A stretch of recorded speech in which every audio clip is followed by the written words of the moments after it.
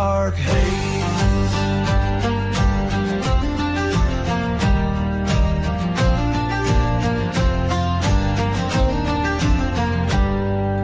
Ladies of the night with eyes of red, vampires in the alleys where good men dread,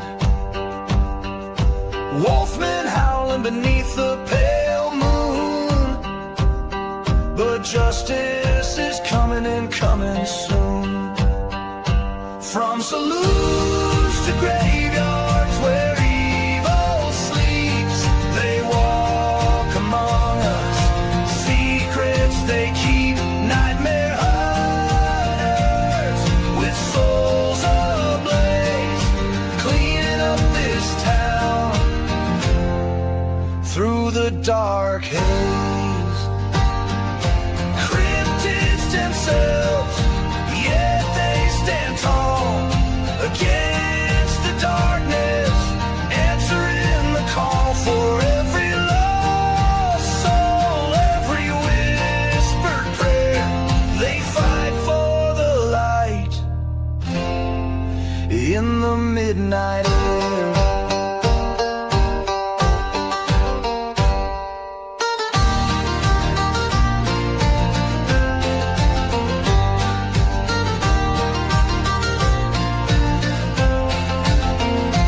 From saloons to graveyards where evil sleeps, they walk among us, secrets they keep, nightmare hunters with souls ablaze, cleaning up this town through the dark haze.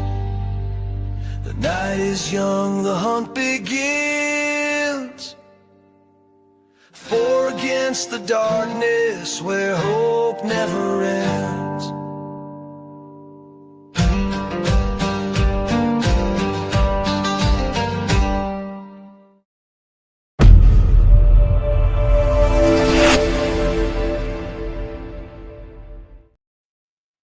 Good evening, folks.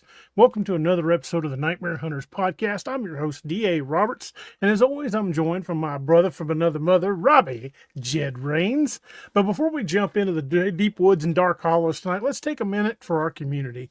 If y'all got a prayer request for yourself, your family, for a friend, or just for someone that's going through a hard time, let us know, because we lift each other up around here, and we're already got a few folks on the list for this week, and let's keep every one of them in our thoughts and prayers. Miss Lene, who's still continuing to heal. Robbie, who, as most of y'all know, has been going through a lot of family stuff. Doc, whose business is needing the prayers. Miss Maggie, who's been a guest on the show. I won't say the reason, she's just having some medical issues, and we'll leave it at that. And of course, my sister Becky.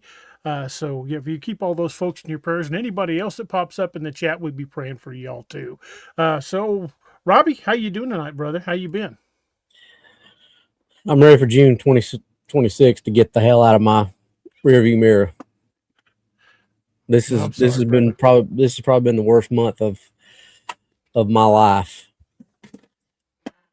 I'm sorry, brother. Yeah, I mean, like I was telling you, we were kind of expecting it with my grandmother. Still didn't make it any easier. Never But does. then, week and a half, 2 weeks later, my uncle gets hit by some idiot while he's trying to work on his lawnmower, gets knocked over 20 yards, and suddenly it's all his fault. And it's just, we're fighting with that, and people on Facebook being idiots about it. And it's, this has just not been a good month. Oh, I'm sorry, brother. Well, maybe tonight we can think about something else for a little while, get your mind off things, and hopefully things will get better. So again, folks, keep Robbie in your prayers. His family's had a lot of tragedy lately, and still going through a lot of mess with it. And we'll all be praying for Robbie on that. So ready to jump in tonight, brother? Ready as I'll ever be. All right. Well, tonight we're doing an episode on Denali, the silent corridor, the missing in Zone Juliet, because some trails don't just end, they simply disappear. So welcome back to the Nightmare Hunters. We're glad you're spending part of your evening with us, whether you're joining us live here on YouTube or listening later on one of the other podcast platforms, or even if you're catching the replay at some point down the road. But before we get started tonight, if you guys enjoy what we're doing here, take a second to hit that like button, subscribe if you haven't already, and share the stream with somebody you know who enjoys cryptids, mysteries, folklore, missing persons cases, and all kinds of unexplained stuff. And if you'd like to support the channel even further, be sure to check out the channel memberships and the Patreon. Every bit helps support us and continue to do the research and bringing these investigations to you guys each week. But tonight, we're heading into the north, into Alaska, into one of the most recognizable wilderness areas in North America. We're going to be talking about Denali National Park. Now, most people hear the name Denali and immediately think of the mountain, and that's understandable. I mean, it is the tallest peak in North America. It's become almost synonymous with adventure, exploration, and extreme wilderness. But what often gets overlooked is everything surrounding it, surrounding the mountain itself. The park itself covers more than 6 million acres. That's bigger than the Mark Twain National Forest and the Ozarks National Forest combined. 6 million acres, and most of that is landscape that remains as wild and as unforgiving today as it was 100 years ago. But over the years, Denali has developed a reputation for lots of different reasons. Some people know it because of climbing accidents and survival stories. Some know it because of the missing person cases. There's a missing 411 cluster right there in Denali. Others know it because of encounter reports involving large upright figures, unusual sounds, strange tracks, and observations that don't fit comfortably into any conventional explanation. Now, normally, those subjects are discussed separately. One group focuses on the disappearances, another focuses on the encounter reports. But what caught my attention several years ago was the fact that the same locations seem to appear regardless of which category I happen to be researching. I'd start with a missing person case and eventually find myself looking at encounter reports from that region. Then I'd be researching those reports and end up reading a historical account that brought me right back to that same spot. The question that kept coming to mind wasn't whether these reports were connected. That's a conclusion, and conclusions shouldn't come at the end. It should come at the end of the investigation, not at the beginning. The question that came to me was much simpler than that. Why did the same places keep appearing over and over again? Now, that question eventually became part of what we now call the zone theory. And tonight, we're going to take a closer look at one of those regions that helped shape the zone theory. We're going to be talking about disappearances. We're going to talk about encounter reports. We're going to talk about reoccurring behaviors that seem to show up in witness statements from Alaska year after year. We'll discuss sounds that the witnesses struggle to identify, reports involving observation behavior, and a few ideas that we've explored on previous episodes, including adaptive camouflage, the tongue pop theory, and others. As always, we're not here to tell you what to believe. We're not here to force a conclusion. We're here to examine the evidence, ask questions, and see where the investigation takes us. So settle in, get comfortable, and join us as we head into Denali National Park and one of the most interesting regions we've encountered in our research. This is episode 419, folks. So, Robbie, what comes to mind when you think of Denali? Well, before you started reading all that, I guess the biggest thing was, the gold rush. Denali and Yukon was some of the richest places for the gold rush of Alaska, and probably still are, I would think. One of the first things that pops into my mind is a story we've told several times on this show about the old boy that shot the park ranger that with a 7mm Magnum that killed a 14-foot grizzly bear that had a hiker in its belly. That story pops right back to mind because that was in Denali. That's the one that had the 38 revolver. Yeah, had the hiker and the 38 revolver in its belly. Yeah, maybe not use a 38 when you're hiking in Denali then. Yeah, I don't think a 38 did. Well, they found all the slugs from the 38 in the bear lodged in its sternum. So it didn't even punch. He didn't do much more than just aggravate it. Apparently. Yeah.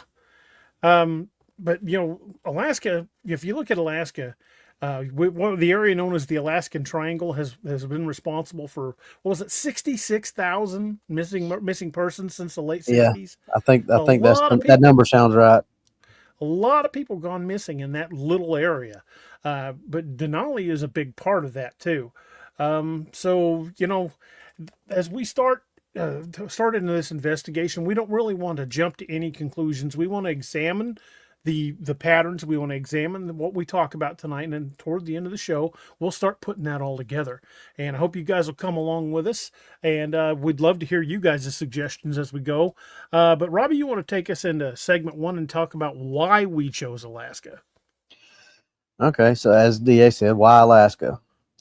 One of the questions that we've been asked quite a bit over the last few years is how the zone theory came about in the first place. Most people assume we started with a map and worked backwards, but that's not really what happened.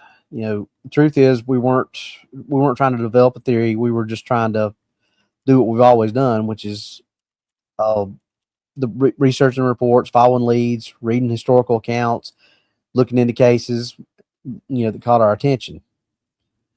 So eventually some things started standing out, and what stood out in particular, what eventually stood out wasn't a particular sighting or a disappearance or encounter. It was the fact that certain places kept showing up no matter what happened or what the research was. So first, we didn't think too much of it. It's just one of those things like, oh, well, there's that again. Oh, well, yeah, there it is again. So, but if you spend enough time studying subjects or studying these subjects, you're naturally going to run into some of the same locations over and over again, and that's just part of the process. Places with a long history tend to generate stories like that. Excuse me. Where was I at? Places with a long history seem to generate stories like that, and some regions simply receive more attention than others. The longer that we looked at it, though, the more we realized that that wasn't what we were really seeing. The thing that caught our attention wasn't the number of reports; it was the variety. So, not necessarily a huge number, but a huge or maybe not a huge, but just a bigger variety than what we talked about in some of these other locations. So we might spend a few days looking into missing persons cases and end up in a particular region, then move on to something completely different and find ourselves back at the mod thing came up over top of my where I was sat and I lost my place. We'd spend a few days looking at missing person cases and end up in a particular region, then move on to something completely different, and we'd find ourselves back in the same area again. But like we said, just with a different sighting or different variety or type of sighting. Sometimes it was an encounter report, sometimes it was a historical account, sometimes it was a witness describing tracks or sounds or observations that didn't fit comfortably in any category at all. The reports themselves weren't necessarily similar. In many cases, they had nothing to do with one another. What they shared was the geography. After a while, we stopped paying as much attention to the individual stories and started paying more attention to where those stories were happening. Once we started doing that, Alaska became kind of difficult to ignore. And I think as many times as we've talked about Alaska on this show, you kind of see that tend to push itself towards the forefront. So before anybody misunderstands what we're talking about, Alaska has a lot working against it when it comes to this kind of research. It's enormous. You've heard us talk about it. DA said it. If you could explore 1 square mile a day, it would take you how many years, DA, to explore Alaska? 125 years. And that's if you never long stopped. time. That's ginormous. So it contains some of the most remote wilderness left in North America. And that you've heard us talk about how much national park land there is in America, 88 million acres. Well, Alaska is the biggest part of that. And it's big, it's massive. People outside this country can't fathom how big this the states in this country are, and we can't fathom how big Alaska is, and it's part of our country. That's just how big Alaska is. People disappear there every year. Search efforts fail. Witness reports usually witnesses report unusual things. Hunters, guides, bush pilots, and outdoorsmen occasionally have experiences they struggle to explain. And none of these things should surprise us. What interested us, though, was how often Alaska seemed to appear regardless of the category or the category of the reports that we were looking at. So more that so are we having those difficulties again? Maybe. You still there, DA? You froze up for a second. Yeah, I'm here. Okay, I hear you. You froze up for a split second. I just want to make sure I wasn't talking to myself. Yeah, row. So the more we looked into it, the more we found ourselves asking whether we were simply noticing a coincidence or whether there was actually a pattern hiding in the data. That's important. That's an important disconnect because those aren't the same things. Coincidences happen and patterns happen too. The challenge is figuring out which one you're looking at. So that's really where the zone theory came from. We started piecing all this stuff together and started looking at these different areas and the different types. And, I say DA did a lot of this stuff, but, he did most of the... Based on all of our research. Yeah, but he did most of the heavy lifting and putting the theory together. But it was, it was based on theories that we all had, that we all shared. So...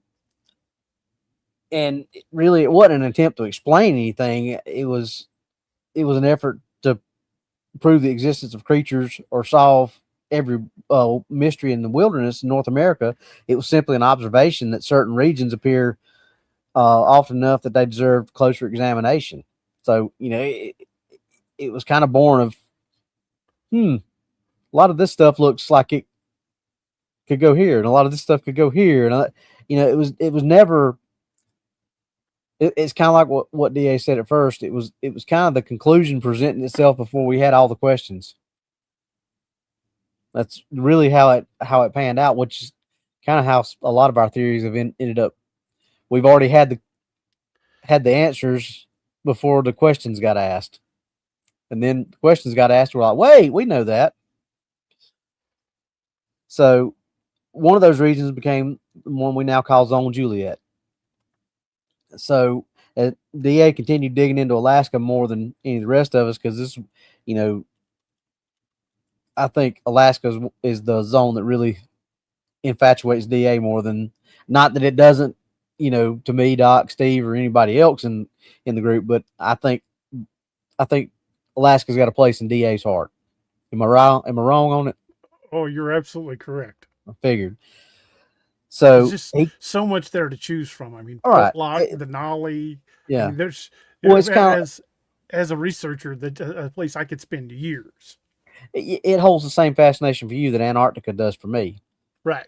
You're still... I'd love to go there too. Yeah, but you know how much I've read and delved into Antarctica, so that's a flip flop for you. You know a lot about Antarctica, but you've really took a deep dive into Alaska. So, but as you were doing your deep dives and you kept digging, one location in particular kept coming up and finding its way back into the conversation.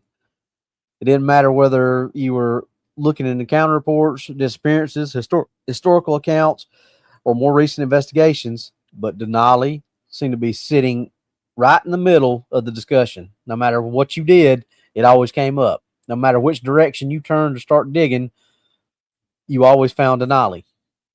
Right? Pretty much? Yeah. So the trails led back to Denali every time. Yep. So at a certain point, you kind of came to the conclusion that you had two choices. You could continue traveling or continue treating it as a coincidence, or you could start asking some questions about why it kept happening. And these are some of the conversations that me, you, Doc, and Steve have had. So that's really what tonight's episode's about. We're not trying to prove a theory. We're not trying to force a conclusion. We're simply following a question that has been sitting in the back of DA's mind and all of our minds for a long time. Why does Denali keep showing up? You know, no, like I said, no matter which way DA turned and which trail or which breadcrumb he picked up, seemed like it always, led back there. So that's kind of the purpose of tonight is why. So why do you think, DA? Well, for one thing, there's just the sheer number of people that have gone missing in Denali. And I'm not saying that we're going to lay every disappearance at the foot of Bigfoot or Dogman or whatever you want to call it, whatever you want to believe is out there, because there are aggressive bears in Denali. There are lost little valleys and old mines that are dot the mountainside where people could vanish. So there's a lot of reasons a person could just disappear without a trace in Denali. But much like the missing 411 cases, we're really only going to kind of highlight the ones that defy explanation. Because yes, people do go missing. Yes, a lot of those do get solved, but we're going to be looking at the ones that didn't, and it's shocking how many there are of those.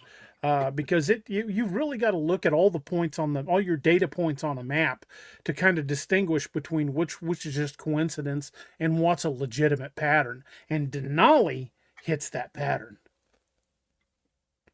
Yeah, it's one of those things, like you said, it's distinct enough in its terrain to where you can say, oh, it's a remote area. People go, like I mentioned with the gold rush, people go out there that they don't know what they're doing, and it's a remote area, and they get in over their heads. Something happens to them. They whatever. It's got that enough distinction like that where sometimes people don't look quite deep enough like they should, and just write it off as, oh, it was they wandered off looking for gold and got lost, got hurt, got whatever, Got or grizzly. got it by a bear, whatever the case may be. It's one of those locations where it's remote enough where people can just write it off easier than if somebody walked out into the woods just down the road from your house or mine. It'd be a little bit different. So I think that kind of lends to that. Okay, so what was the number we said? 66,000 or so Thereabouts, yeah. Thereabouts. That from, and not all those from Denali, obviously. That's Alaska in general, but I would assume that a big portion of those probably came from Denali. Well, that's the Alaskan Triangle, but Denali takes up a good chunk of the Alaskan Triangle. So you cannot say that every single one of those 66,000, either fell off a cliff, got hit by a bear, or just died from, because that's a lot of people. That is a lot of people to just write off and say, nature. I mean, obviously, if it is Bigfoot and Bigfoot is what we think it is just an animal, then yes, that technically does cover it, nature. But of what major science would claim as just nature. Well, there are things out there that have nothing to do with Bigfoot that can and will kill you, including the environment. A lot of people go out for like a day hike or a weekend camp out, and they forget that, much like Robbie's T-shirt, Mother Nature is a honey badger, and she don't care. Weather turns bad in Alaska without much warning. People get out there, are unprepared, and the elements will kill them just as dead as any grizzly will. But again, those are not the stories that we're going to be profiling. We're going to be talking about the ones where they just, even tracking dogs wouldn't track, because generally they at least have some sort of closure. They find piece of a body, they find camping equipment, at least something to give them an idea of what happened to them. But the ones we're going to be talking about, the ones that matter the most to us, are the ones that defy logic, the ones that defy explanation, the ones even the park rangers are like, yeah, I can tell you what's going on. But I'll tell you something interesting about the park rangers up there. Every park ranger I've met here in Missouri carries a Glock, just like I did when I was a cop. The guys up in Denali, they carry 44 Magnums. Now, I'm sure part of that's for the bears, but that's a lot of firepower for to be toting around on your hip. Yeah. They ain't playing around up there. But there again, they have that plausible deniability to be able to say, "Oh, it's just for the bears," and who's really going to question it? Because okay, that makes sense. Because most normal people are going to look at that and think, "Well, that makes perfect sense." But people who know, like you said, know that that's still a whole lot of firepower, even for a bear. Right. And we're not going to just look at every missing person and immediately go Bigfoot, because everybody that's watched this show knows that's not what we do. Again, we're going to be profiling cases that have a lot of very bizarre circumstances surrounding them, people who have vanished without a trace, that sort of thing. And again, at the end of the day, we're not going to just say Bigfoot did this. We're going to discuss the similarities. We're going to discuss the patterns of behavior, because that's what we do. Robbie and I, and Doc when he's here, and Steve when he can join us, we approach this from an evidence-based, much like we would a police investigation. We build basically a crime scene board, and we start ruling things out. Same thing we did with the Joe Bald video we shot. We started asking. We went back there, measured the scene. We started saying, what could it have been? What could have not been? And that's the way we approach all of these. So tonight, as we dig more into this, you're going to see a lot more of this type of discussion. As we say, okay, this is what happened. These are the patterns. These are the observed patterns. These are the ones they suspect. And we're going to build a case from that. And at the end of the night, if you guys stick with us, maybe we'll come to similar conclusions.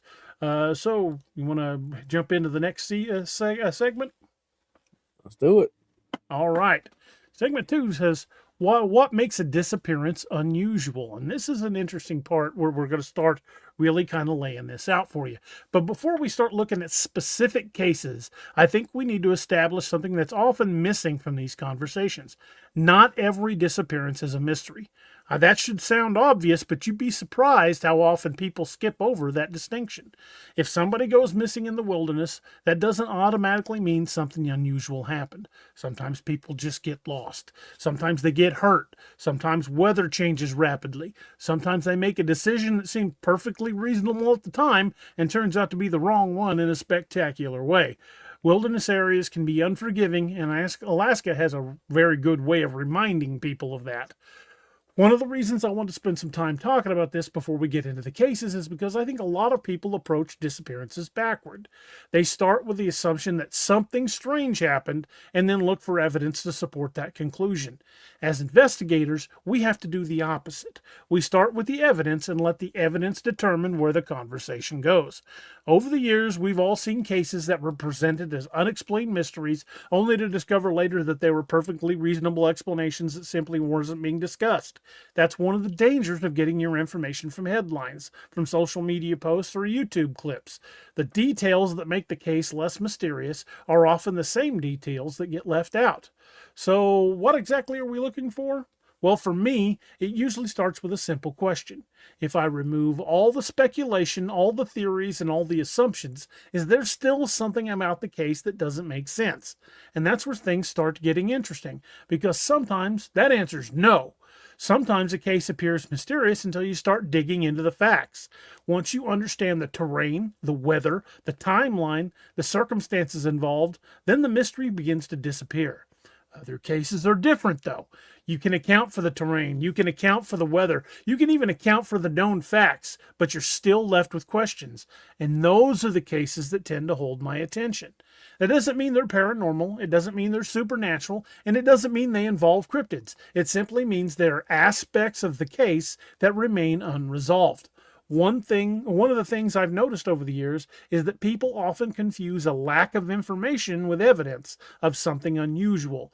Those are not the same thing. In a place like Alaska, there are situations where investigators may never have enough information to determine exactly what happened.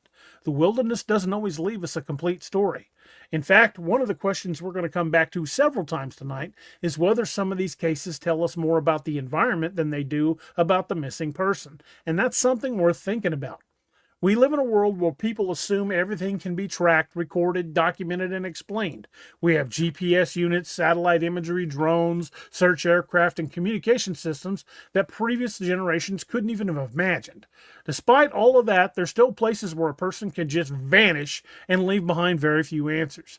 That's not necessarily evidence of something extraordinary. It may simply be the evidence that the wilderness is still larger and more complex than we'd like to admit.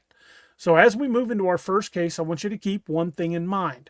The goal isn't to solve the disappearance. The goal is to understand why it continues generating questions. Those are two very different points. So, Robbie, what separates a tragedy from a mystery? Oh, tragedy from a mystery. I would say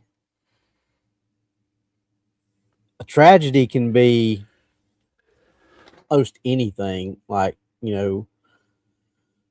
from a plane crash that there's no engine went out, plane crashed, everybody died. That's a tragedy. It's not a mystery because the engine went out, and it's totally known what happened. A mystery could be more along the lines of an entire Roman legion walks off into the, and is never heard from again. Exactly. Is that still a tragedy? Yes, but the bigger mystery is what happened, because you can't explain it. Right.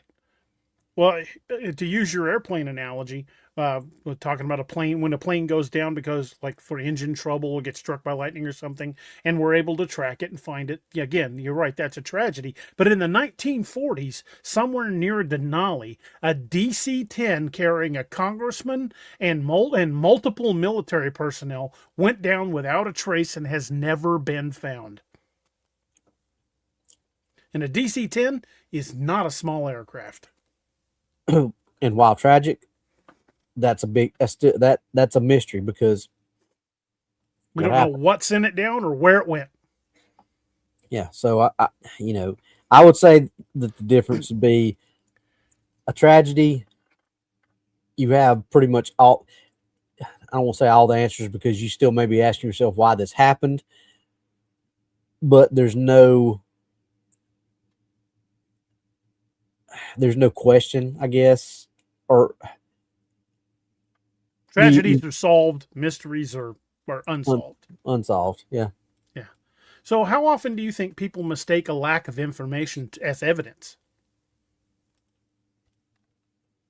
I'd say probably happens more than, especially in this field. Yeah. And sometimes a lack of evidence can tell you stuff. Sometimes a lack of evidence can tell you a lot of stuff. It can tell you how much effort was put into something. And, a lot of people don't think about that. I mean, if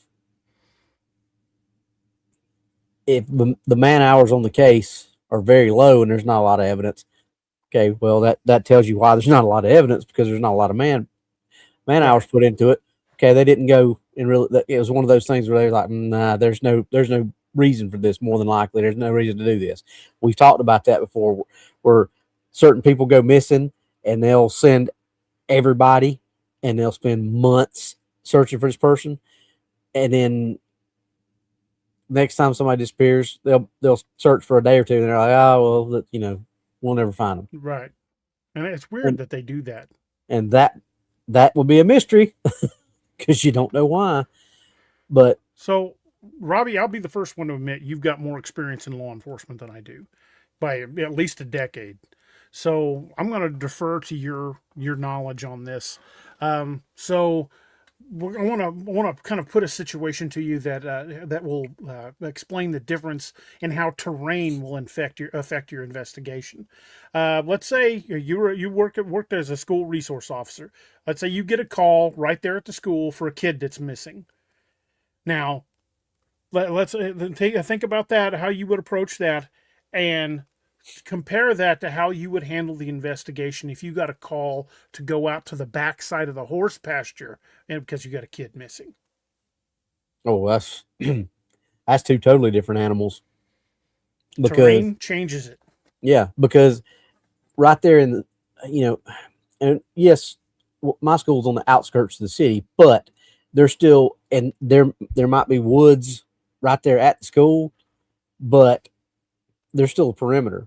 There's still, within 5-10 minutes, I can have officers and patrol cars surrounding every, if we know they went out the back door and they're missing and they're in those woods, I can have that whole set of woods surrounded in 5 to 10 minutes.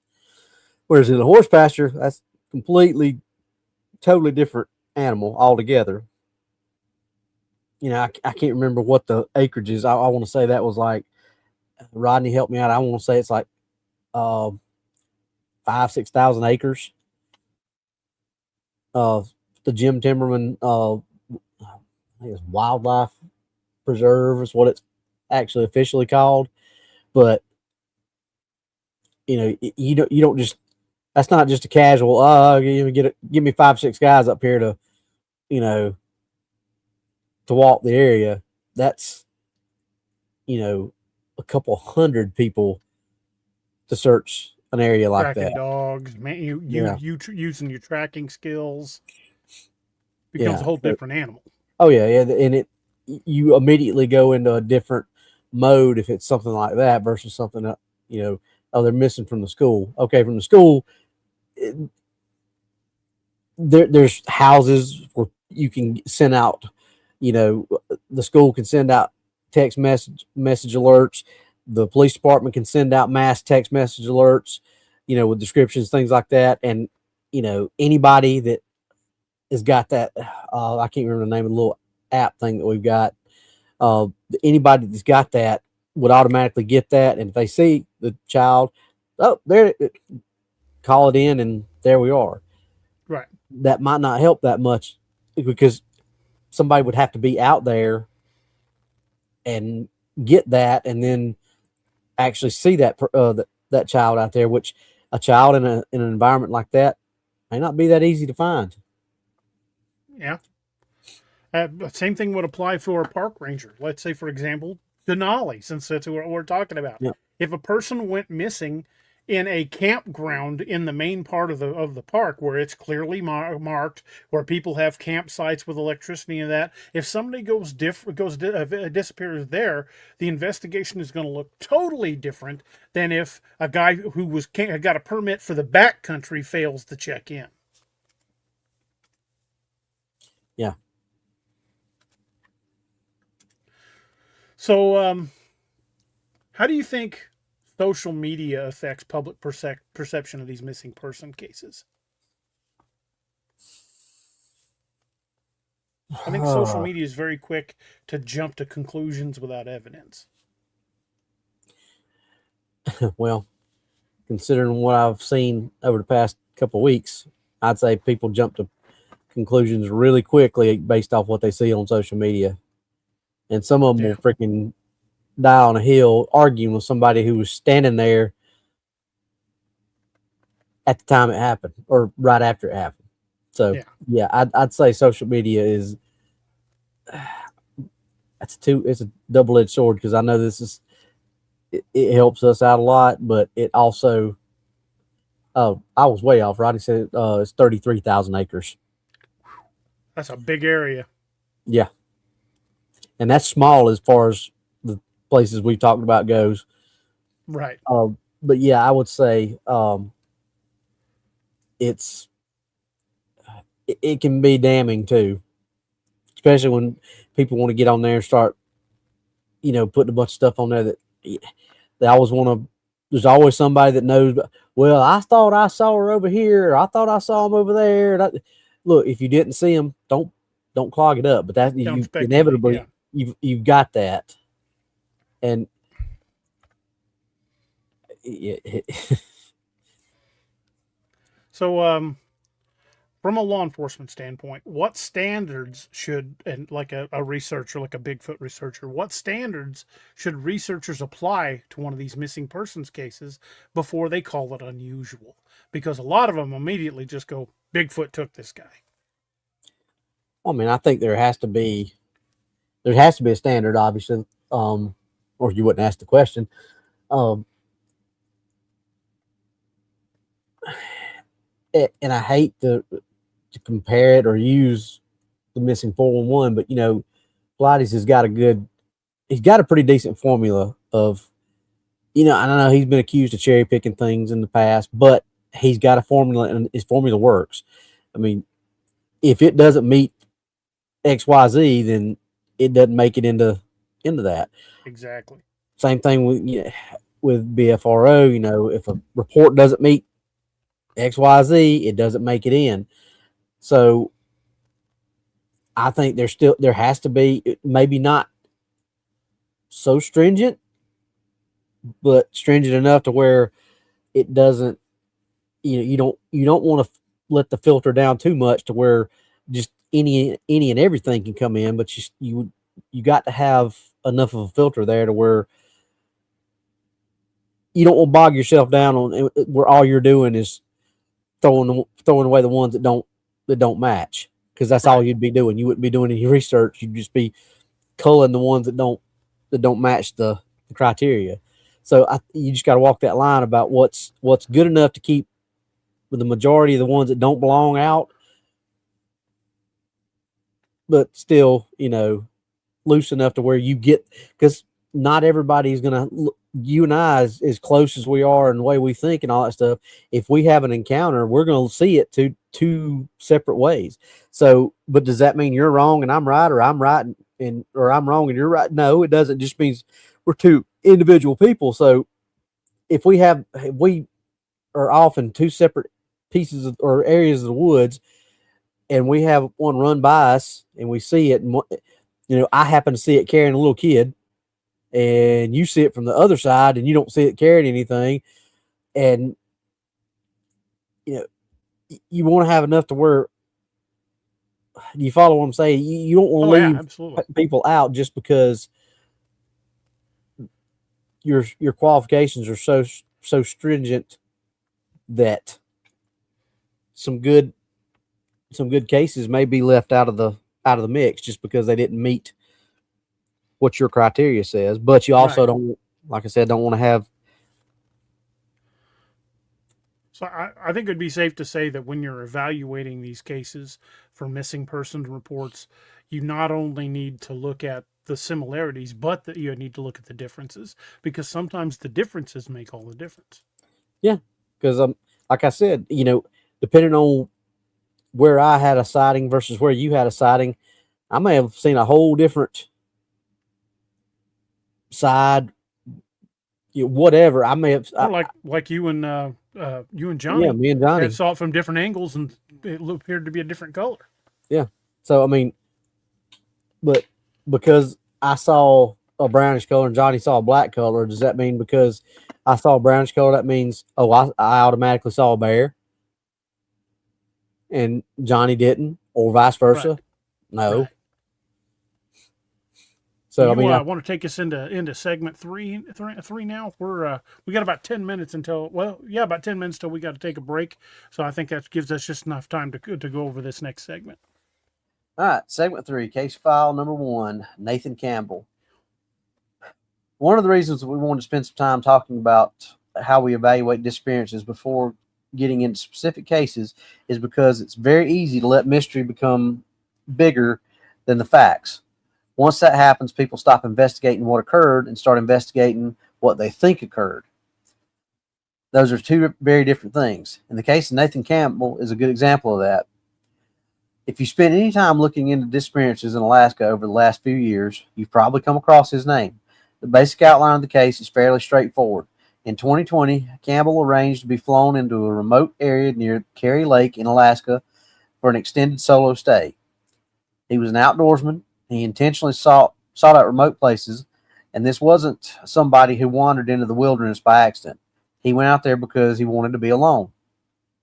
At first glance, there isn't anything particularly unusual about that. Alaska is full of people who hunt, fish, trap, hike, and like to spend extended periods of time in the backcountry. Every year, people travel into these remote regions looking for solitude, adventure, or simply an opportunity to get away from the rest of the world for a little while. The problem begins when something goes wrong. At some point, concern began to grow because Campbell failed to return as expected. Search efforts were launched. Investigators began trying to reconstruct a timeline, and the process of determining what happened got underway. What interests us about this case isn't that he disappeared, and as unfortunate as that may be, the disappearances happen in Alaska every year. But what does interest us is how quickly the conversation surrounding the case moved beyond the available evidence. The farther people got from the facts, the more theories began to emerge. That's not unique to this case, and it happens all the time. People are uncomfortable with uncertainty. When information is limited, the human mind naturally starts trying to fill in the blanks.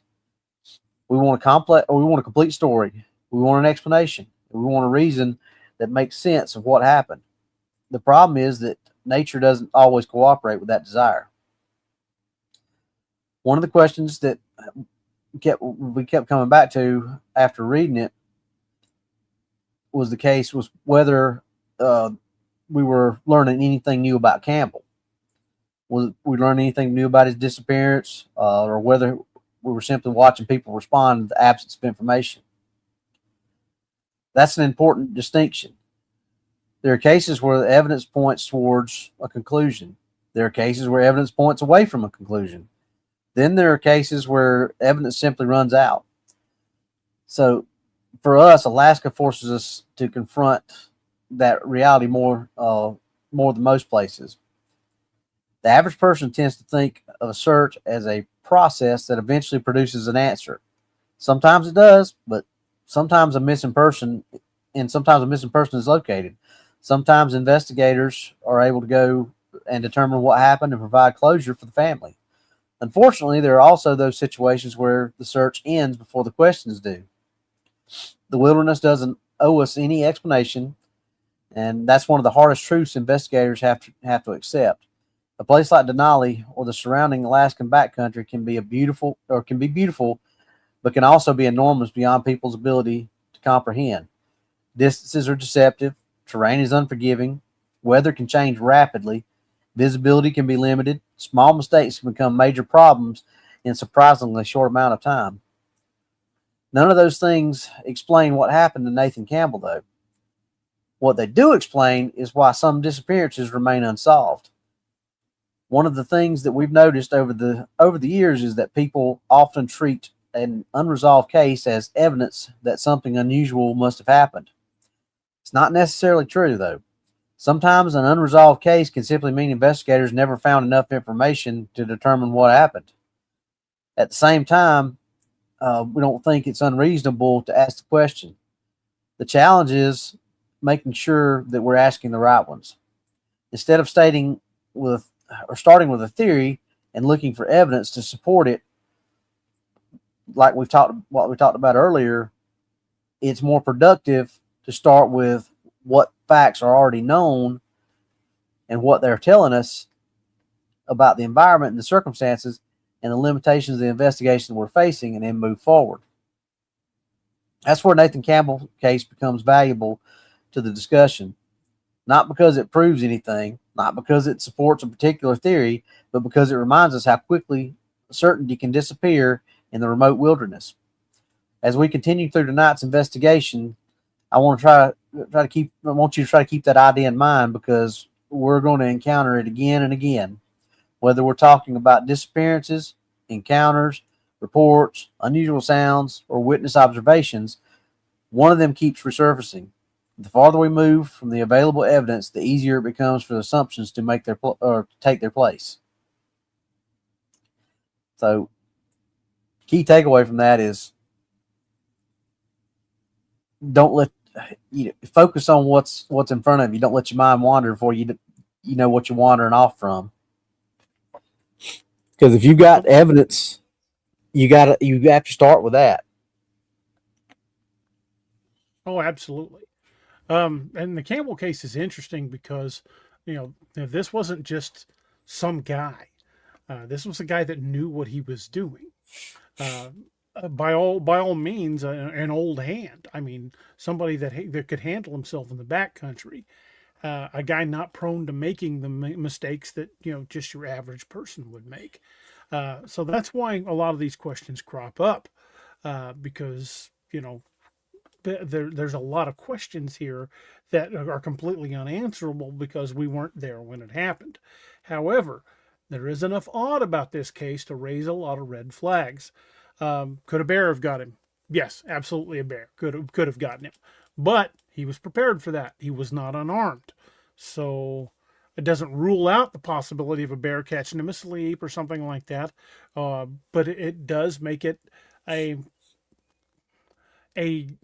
much bigger question. A bear would have to get him unaware, because this was a guy who was used to defending himself in the woods. And when we start looking at the state of his campsite, the terrain he was in, it also adds in these factors because he knew his way in and out. He shouldn't have gotten lost. This was a guy who was prepared for his situation. So that's when this disappearance really starts getting on.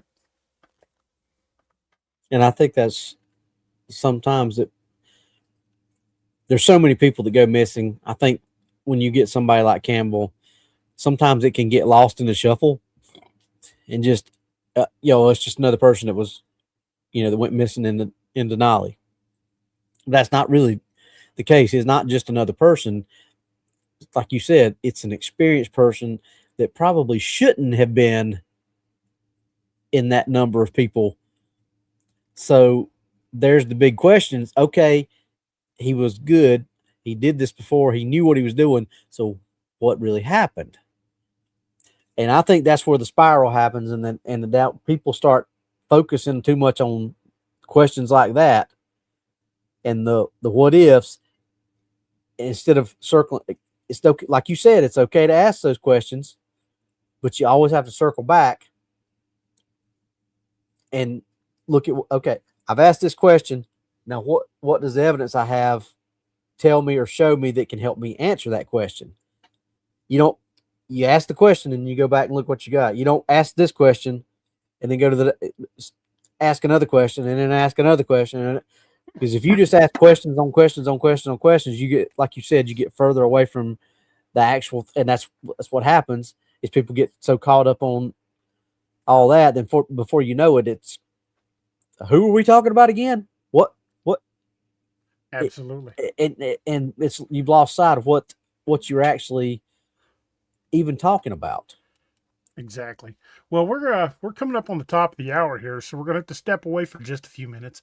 But when we come back, we're going to shift gears a little bit.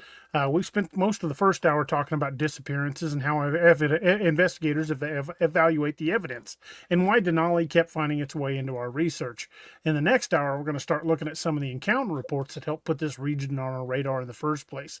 We'll talk about witnesses reported being watched in remote wilderness areas, reports involving unusual sounds, and some reoccurring observations that have shown up often enough over the years that they deserve a closer look. So folks, you're listening to the Nightmare Hunters podcast. Stick around. We will be right back with you after a few messages from our sponsors.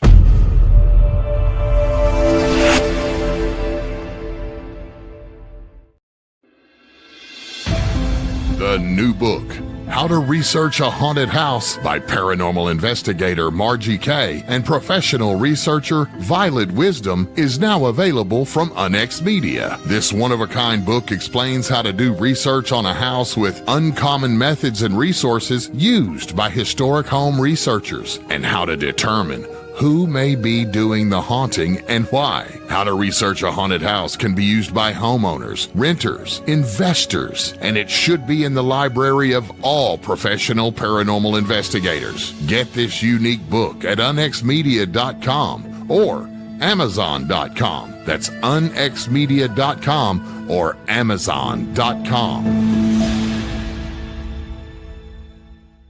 2026 is off to a great start, and it's almost time. With many exciting predictions and the recent emphasis on a potential major planetary event occurring in April, it promises to be a super transformational month, and we couldn't be more excited to be in Hawaii during this shift to integrate new frequencies. Folks, this will be a once-in-a-lifetime experience. April the 20th through the 24th, 2026, join us in Kona, Hawaii for Journey to Truth's very first vacation conference retreat. Enjoy 9 presenters over 5 days with ocean adventures with dolphins and whales and sacred sites and so much more. Experience Hawaii like never before. You will enjoy 5 days on the Big Island, so don't wait. Start planning your trip today at journeytotruth.online. That's journeytotruth.online. The paranormal field is changing, and now, more than ever, it's time for professionals to lead the way. Join the Oz Professional Paranormal Investigators Association, a global network of serious investigators dedicated to raising the standard of real paranormal research. Access professional certifications, advanced training, and courses exploring true investigation, psychic phenomena. If you're a real paranormal investigator, be a part of the group defining the future. Join today. Visit ozinstitute.org. That's ozinstitute.org. Hey everybody, this is Kerry Pocket Dot Davis from Dark Angel Medical, and you are listening to DA Ex Machina with DA Roberts. You may recognize me or some of my products from Dark Angel Medical in some of the Apex Predator, Lakeview Man, and Wild Hunt books, and you can get those products at www.darkangelmedical.com, along with training classes on how to use those products and save a life. Shoot us an email at info@darkangelmedical.com and be the difference. In a world where monsters still walk the earth, one author dares to face them. From the brutal cryptid horror of the Apex Predator series to the Ozark legends that stalk the night in Lakeview Man. From the elite warriors of codename Wild Hunt to the relentless investigations of the Nightmare Hunter and the frontier terror of Dark Frontiers. When the Dead Rise, the Ragnarok Rising Saga unleashes pure zombie apocalypse fury. And across the stars, war rages in the Lost Legion and Man's Marauders. And in the realm of myth and steel, the world of Vanguard calls to those born for legend. Cryptids, zombies, sci-fi warfare, epic fantasy. This is the universe of D.A. Roberts.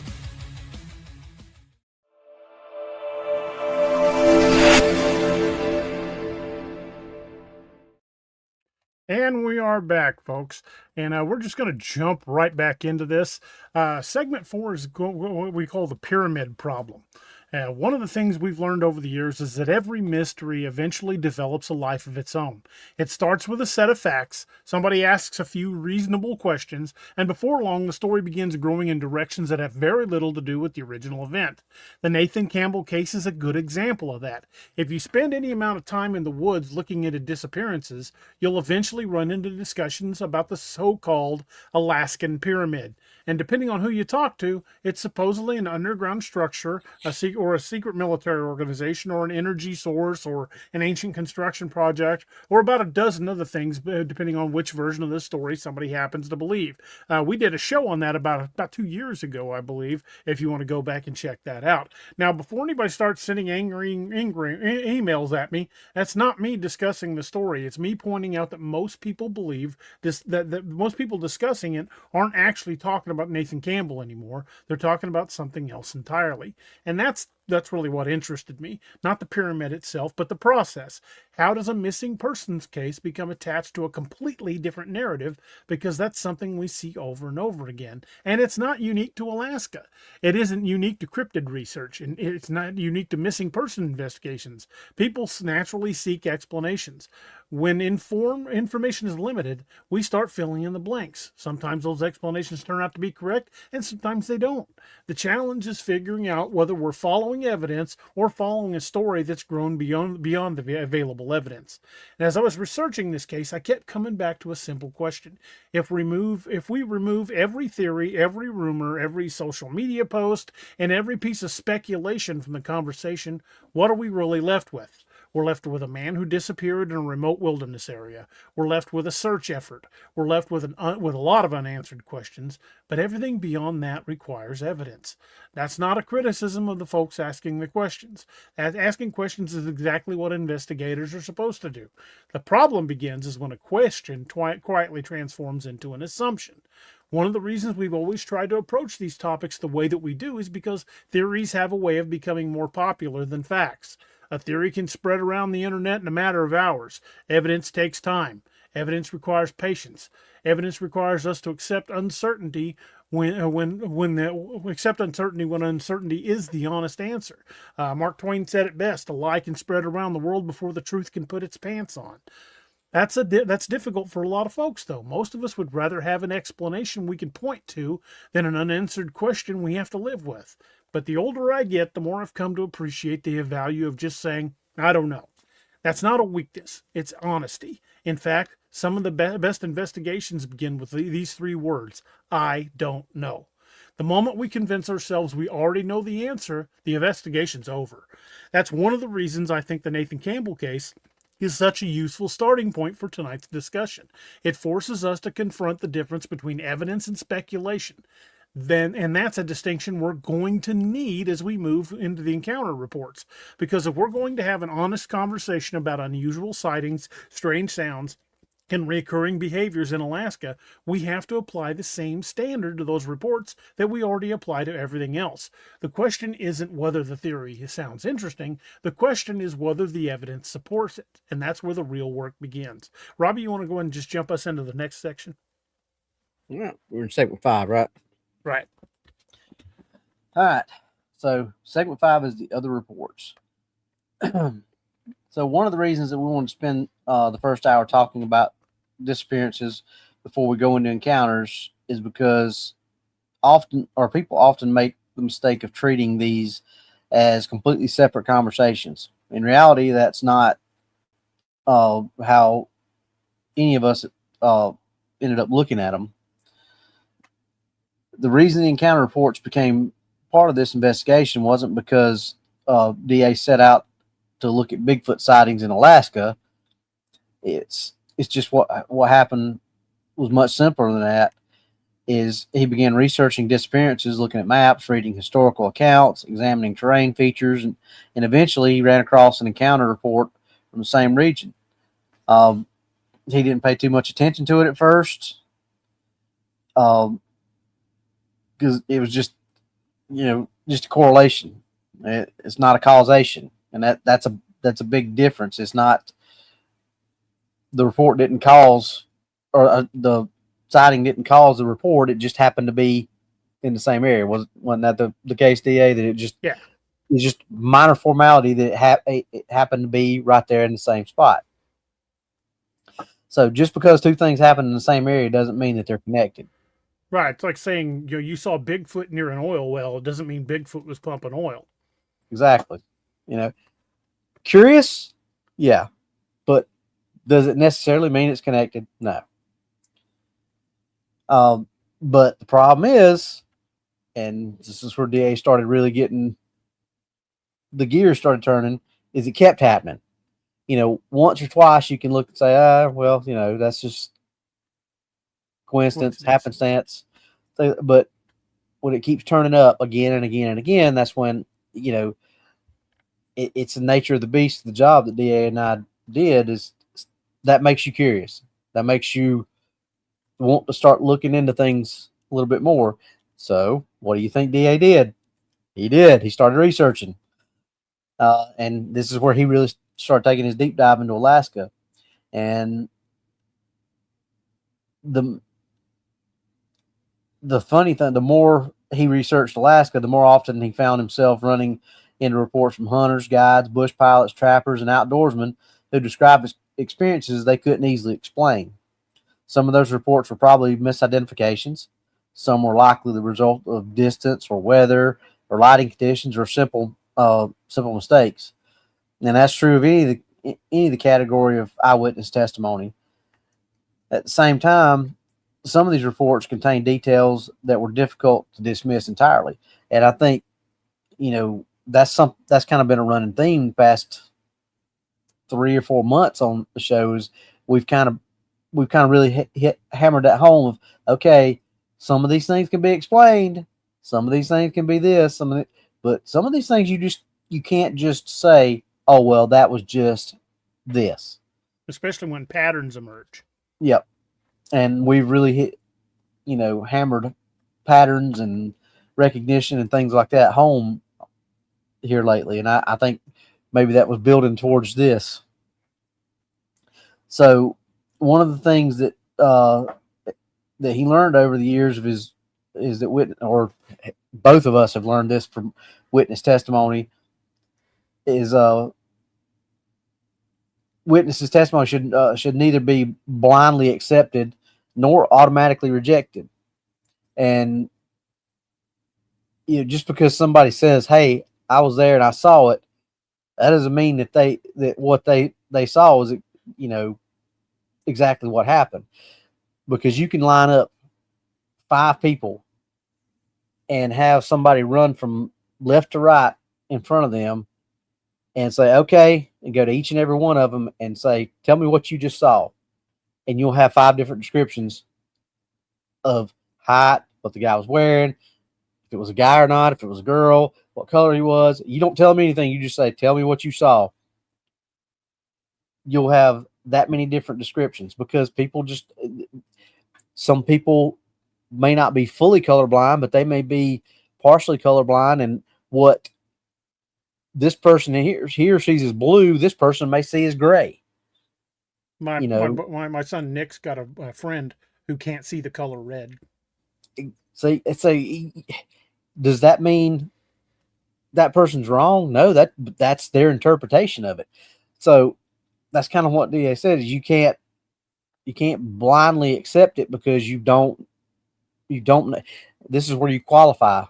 And if you ever heard that word, you qualify. That's a word in court. I have to qualify the witness. And the reason they do that, you've seen it on many a video. They're asking a bunch of questions and people are like, what in the world's that got to do with anything that's got to do with the case? Well, it may not, but they're qualifying questions and they're like, it's the attorney trying to say if the person knows what they're talking about or not. Right. And they're building that. It's like the neurolinguistic programming that DA and I talk about all the time. We do the same thing. We ask, we sit there and qualify the person we're talking to, get a read on them, get a baseline before we ask these other questions, because that's how you do this kind of stuff. So you don't just accept on face value what somebody says, because they could have astigmatism. They could have a short attention span and only, just. They could be making it up. Exactly. I wasn't going to go there, but yes, that's possible. Well, we did a whole show on hoaxes, so yeah, I might as well go there. So sorry, I went off on a tangent and lost my spot. Oh, you're fine. So if you believe every story you hear, you'll eventually find yourself defending things that clearly aren't true. We've seen that happen many, many times. If you dismiss every eyewitness out of hand, though, you can miss out on potentially valuable information. We talked about that earlier. The challenge is figuring out which reports deserve the additional attention and which don't. So when we look at an encounter report, we usually start with the witness thing, and a lot of times we'll have discussions back and forth before it even makes it on the show. Of, well, what'd you? And here again is the exact same thing, because I may read a report and take one thing from it, and DA might take another thing from it, and then Doc and Steve may take something totally different because of their backgrounds. And which is why we compare notes at the end of the day. Exactly, because it's just no one person is going to get every single thing correctly. So we usually start with the witnesses. Who are they? How familiar are they with the environment? How much time did they spend observing what they claim to have seen? Were they close enough to make a reliable observation? Are they describing what they actually observed, or are they jumping straight into a conclusion? Those questions matter to us, because if somebody automatically just jumps into, well, I was walking in the woods and I saw Bigfoot. Okay, well, what makes you think you saw Bigfoot? There's a distinction there between I was walking through the woods and I saw Bigfoot, and I was walking through the woods and then suddenly I saw something that I wasn't quite sure what it was. See, it can end up at the same place, but the person who says, I was walking through the woods and I saw something I wasn't quite sure what it was, that tells me that person stopped and they were looking and they were wondering what it was. So they were being observant. Right. But somebody that says, I was walking through the woods and I saw Bigfoot. Now, does that necessarily mean this person is jumping to conclusion, making things up? No. Some people, that's just their way. That goes back to the qualifying them, feeling them out, asking questions, and getting to know that. So, but anyway, that's how you start with stuff like that. So that's one of the reasons the reports we're discussing that have caught our attention, is they weren't coming from people wandering through the woods for the first time. Many of them came from individuals who spent a significant portion of their lives outdoors. People who knew the difference between a bear and a moose. People who understood terrain, distance, movement, and animal behavior. Again, that doesn't make them infallible, but it does make them a little bit more, I don't want to use the word trustworthy, but it makes them a little bit more dependable on if they know what they're talking about. And, if you say, did you see that whatever animal over there, and for a fact that animal doesn't exist, and they're like, oh yeah, I saw a bunch of them over there, and that animal doesn't live in Alaska. I got a report not too long ago of an old boy that said he saw Bigfoot while driving home from work, and he was convinced that's what it was. So me and Noah drove out there. It's out on the south side of town. Next time you're here, Robbie, I'll take you over there and show it. There's a house that sets back in a stand of trees, and this old boy bought a wooden Bigfoot carving and stuck it in his front yard. And when you drive by, if you just catch a glimpse of it, it'll freak you out. Just like that one I told you that guy's got, that I see every day when I go to work. Yeah. And I can imagine, especially at night, if you're driving by and you're not really paying attention to the side of the road, just as you go by, you see something like that. I can see that. Catch that in the edge of your headlights as you're going by. Yeah. So, like I said, that doesn't make them infallible. But what it does mean is that when they describe something unusual, it's worth listening to what they have to say before deciding what happened. And that goes back to what I said earlier of asking those qualifying questions, getting to know this person a little bit, figuring out, are they just somebody they just jump right into it. They're just excited, and or are they,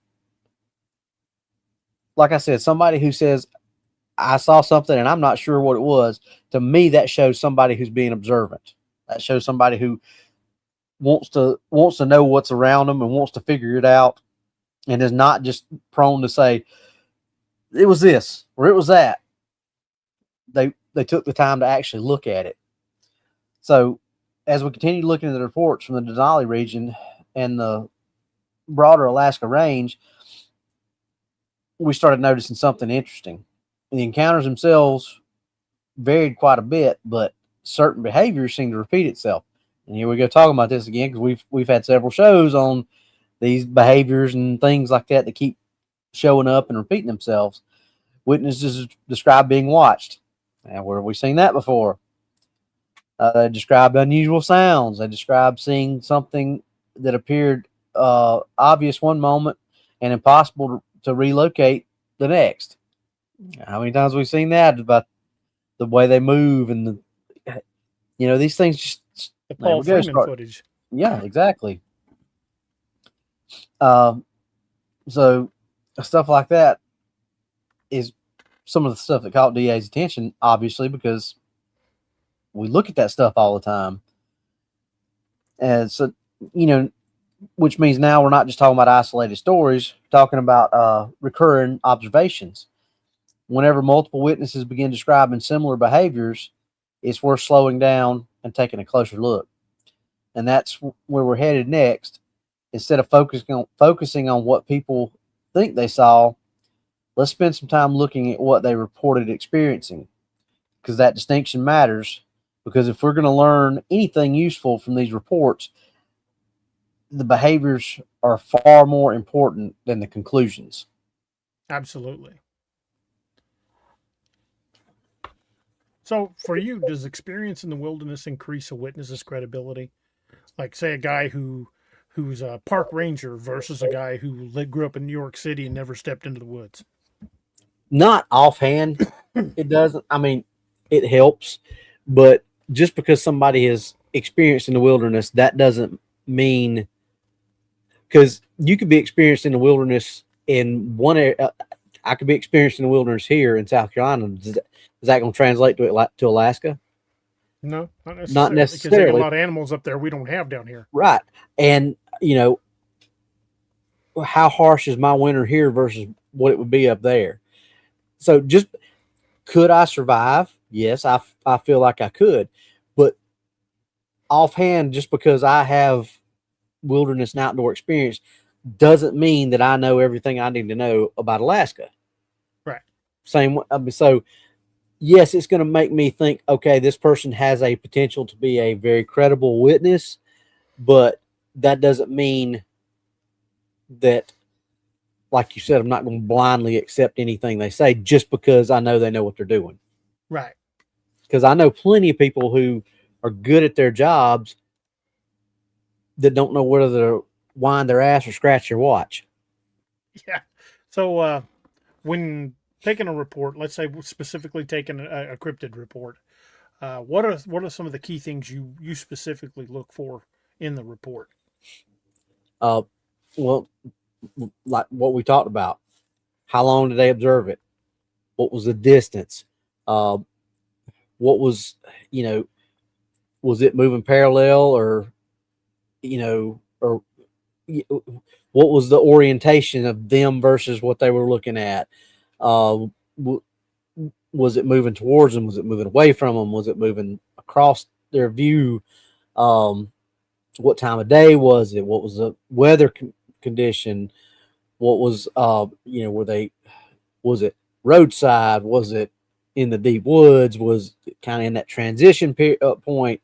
Just, there's so many things that, like we've talked about before, so many things that can affect what somebody sees, because like we've talked about, lighting plays a big role in what you see. So does obstruction. So does, if you were in a car and moving at highway speeds or whatever, a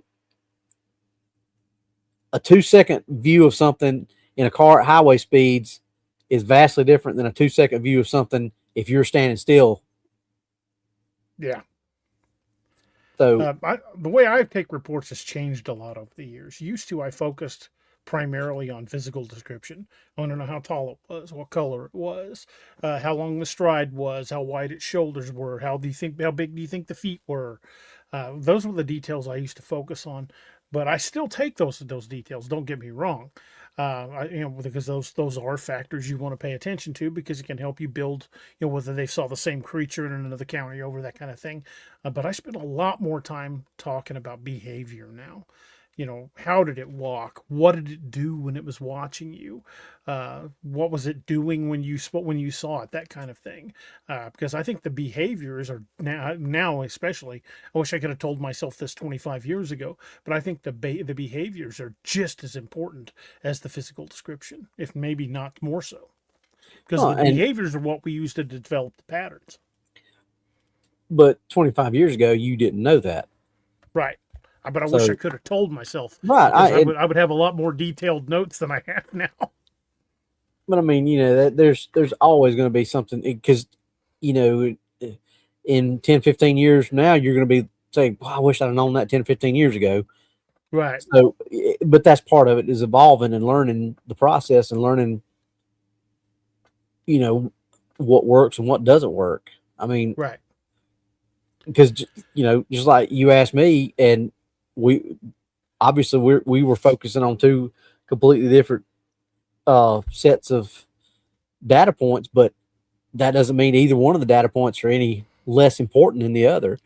Exactly. Because what you were talking about is, really important because you were focusing on creates the overall picture of what the creature is and what it was doing.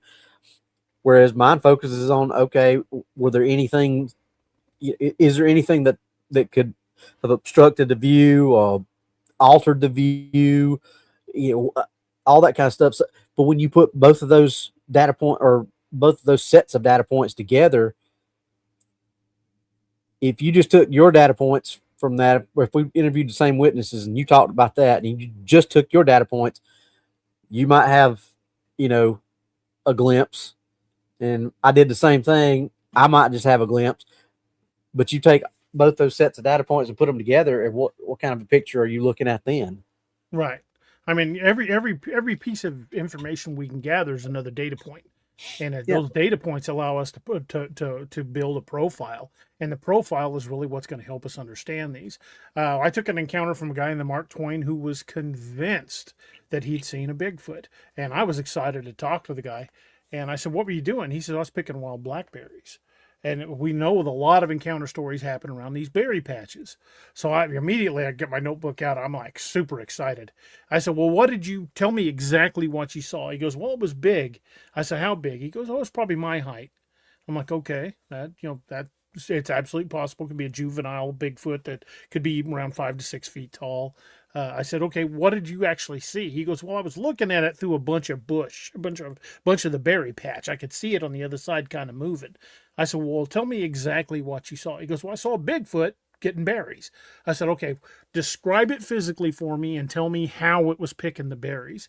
He goes, "Well, it was kind of shuffling back and forth. I could tell that it had black fur, and it was grabbing the berries with its mouth." And I went, "Black bear." Immediately, black bear. If he'd have said it was using its hands, black bears don't do that. But when him saying it wasn't using its hands at all, it was standing up and grabbing berries with its mouth. I'm like, I think you saw a bear. Yep.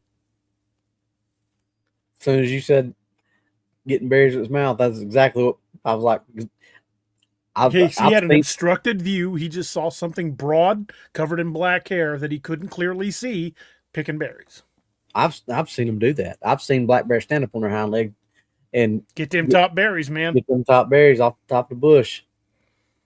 Yeah, if he'd said it was using hands, would have been a whole different report. But the fact that it was picking the berries with its mouth and eating them as it picked them, I said that's a great sighting. I'm glad you reported this, but I would be willing to bet that was a black bear. And I bet he argued, no, I know what I saw. Now he was still convinced it was a Bigfoot, but yeah, I still went ahead and wrote down the report and his information and even the area where he got it. But there are black bears in the Mark Twain.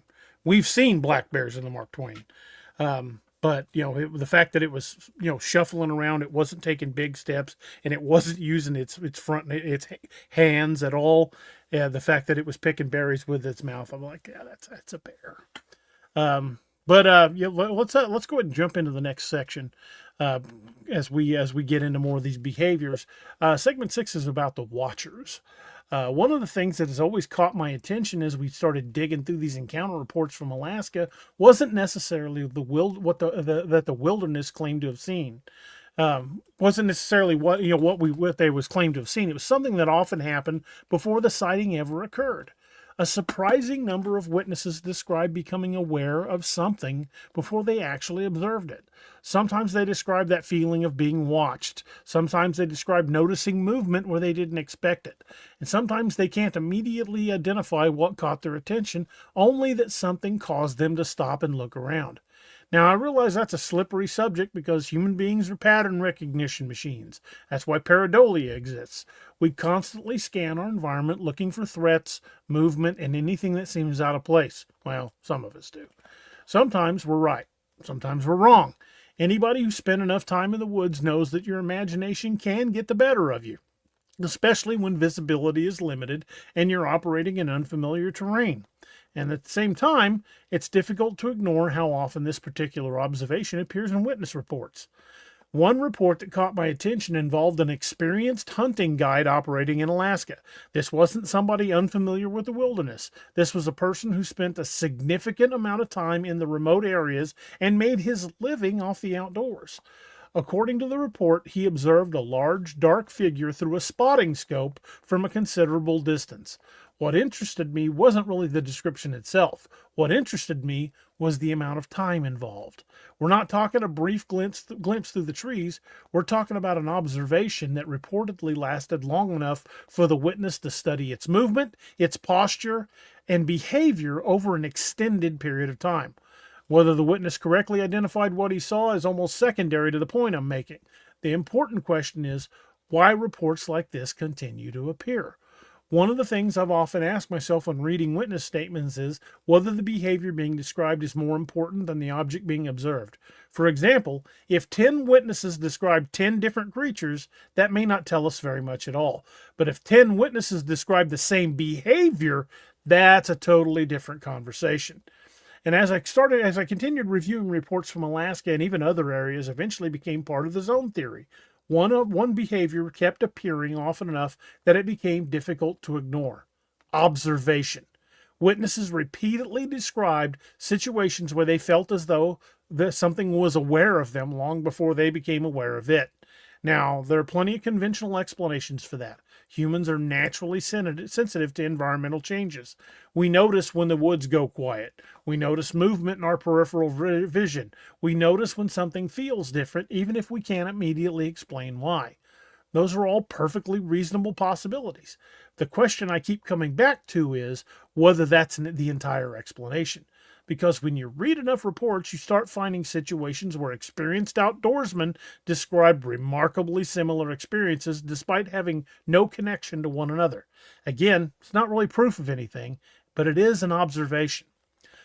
One of the reasons I think this category of report is important is because it shifts the focus away from the creature and toward the behavior. Instead of asking whether somebody saw a Bigfoot, we're asking why witnesses repeatedly describe being observed before the encounter even occurred. That's a much more interesting question. It's also a question that can be investigated. Because the one moment we stop arguing about labels and start looking at the behaviors, patterns become easier to identify. And once patterns start emerging, that's when things really start getting interesting. Robbie, why do you think that so many witnesses describe becoming aware of something before seeing it? And as I know, you had the exact experience. You knew you were being watched before you knew it was there. Well, I mean, like I said, I mean, if you're somebody who, I mean, everybody I think can have that awareness. It's just whether you've turned it on or not, I think.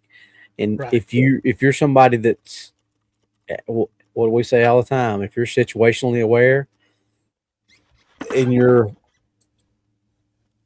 somebody who constantly does that, I think it's a lot easier for that to happen. It's, like I said, when Jessica was out and I were out there, and we both were just like looking over each other's shoulders at the same time, saying, "There's something over your shoulder. There's something over your shoulder." We both just like instantly knew, but we've spent so much time. We're out in the woods, you know.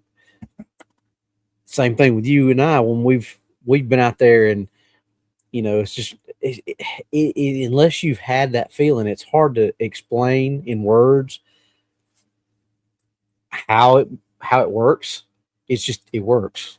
I mean, Exactly. I know that's so cliche to say it that way, but there's really no other way to say it. Everybody, I think, can be that way. It's just you have to train yourself to just be aware. If that makes sense, but I mean, you just Well, it's kind of like, for example, this behavior drives my wife and my son crazy. I've been out of law enforcement 6 years now, give or take. I will still drive down the road while we're in traffic and go, expired tag, temporary tag's out of date. I can't help it. I just notice it. And my wife's like, why do you still pay attention to that? I'm like, because I can't flip that switch back off once it's on. Yep.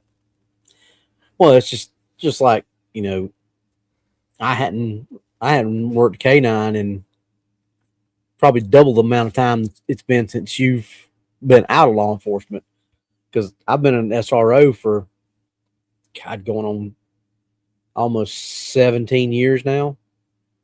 17 out of my 30-year career has been in the school, but I can still drive down the road and see a car. It's like, oh, but there's dope in that car. It's just because that's what I did when I had the dog, and right before is, I just you know what I'm talking about. You get that. That's a car that's got 37 air fresheners hanging from the. Yeah. That would be what we call a clue. Okay, but here's a question for you. As an investigator, and I don't just necessarily mean a law enforcement investigator, I mean the field time we've spent out in the woods together. How critical do you think situational awareness is to catching observations? I mean, me personally, I think it's extremely critical to it, but in reality, do you have to have that to be able to go out and be a good field investigator with that? No. But I think it helps tremendously, because if you're aware of your surroundings and situationally aware, you're going to pick up on things that you wouldn't pick up on if you're just out just tooling around, just But some people have completely lost their situational awareness. Their face is always in a cell phone.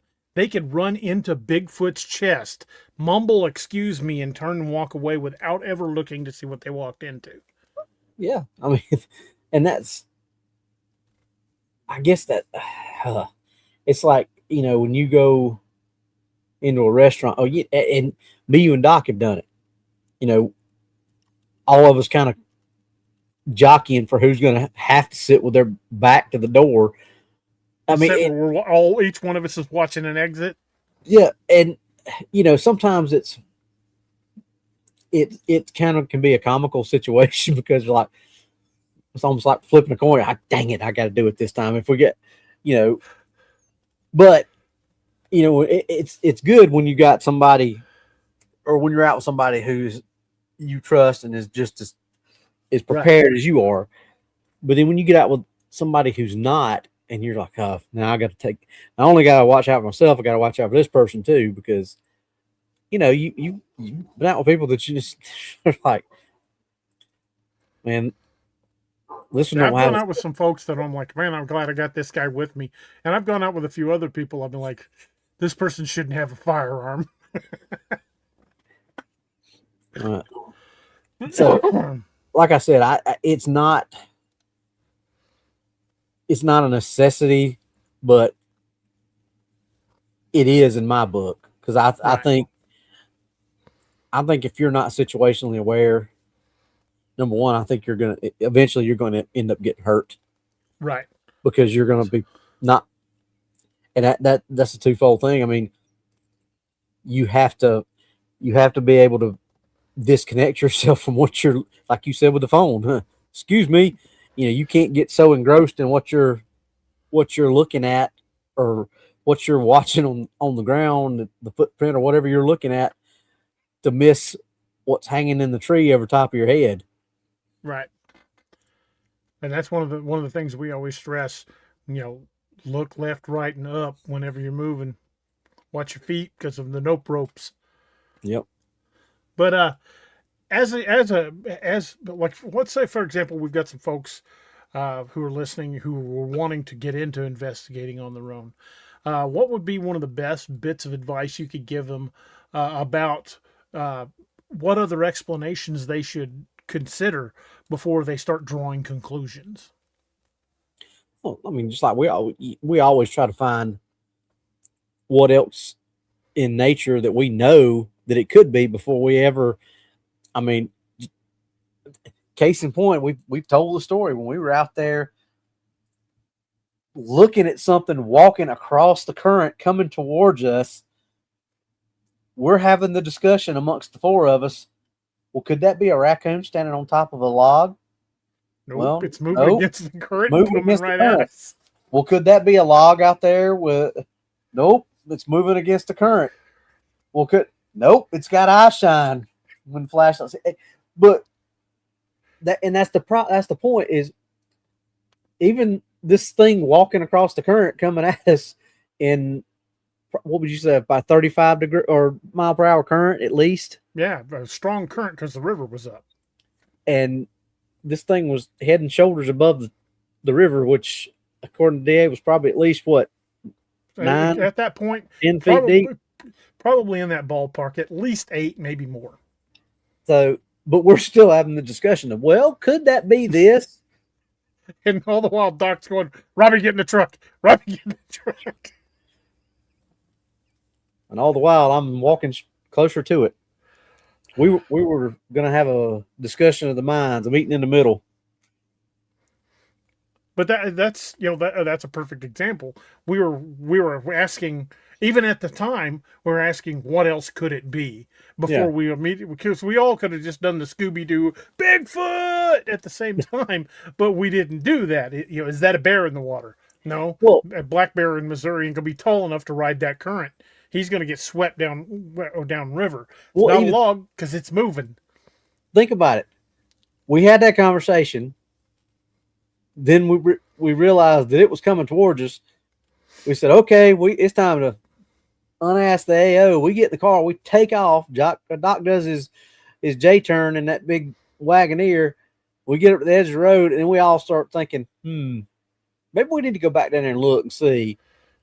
Well, we ain't really sure we saw what we saw. Let's go back. What'd we do? We went back, and of course I get out again and go walking off towards it again, and it turns around because it was going back the other way. Turns around and comes back at us again. So same behavior that we observed, repeatable behavior, did the exact same thing. Yeah. Well, let's start talking about sounds. You want to take us into the next segment, talk about sounds? All right, segment 7, the sounds. And, this is something that's always kind of fascinated DA and I both. Whether you're talking about the Sierra sounds or the Ohio growls or even that one that was recorded down by you. Yeah. Because there's something about it when you hear something like that and the wildlife in your area and you hit that mental Rolodex and you can't identify what you're hearing. It doesn't match anything that you're familiar with. That's fascinating to me. So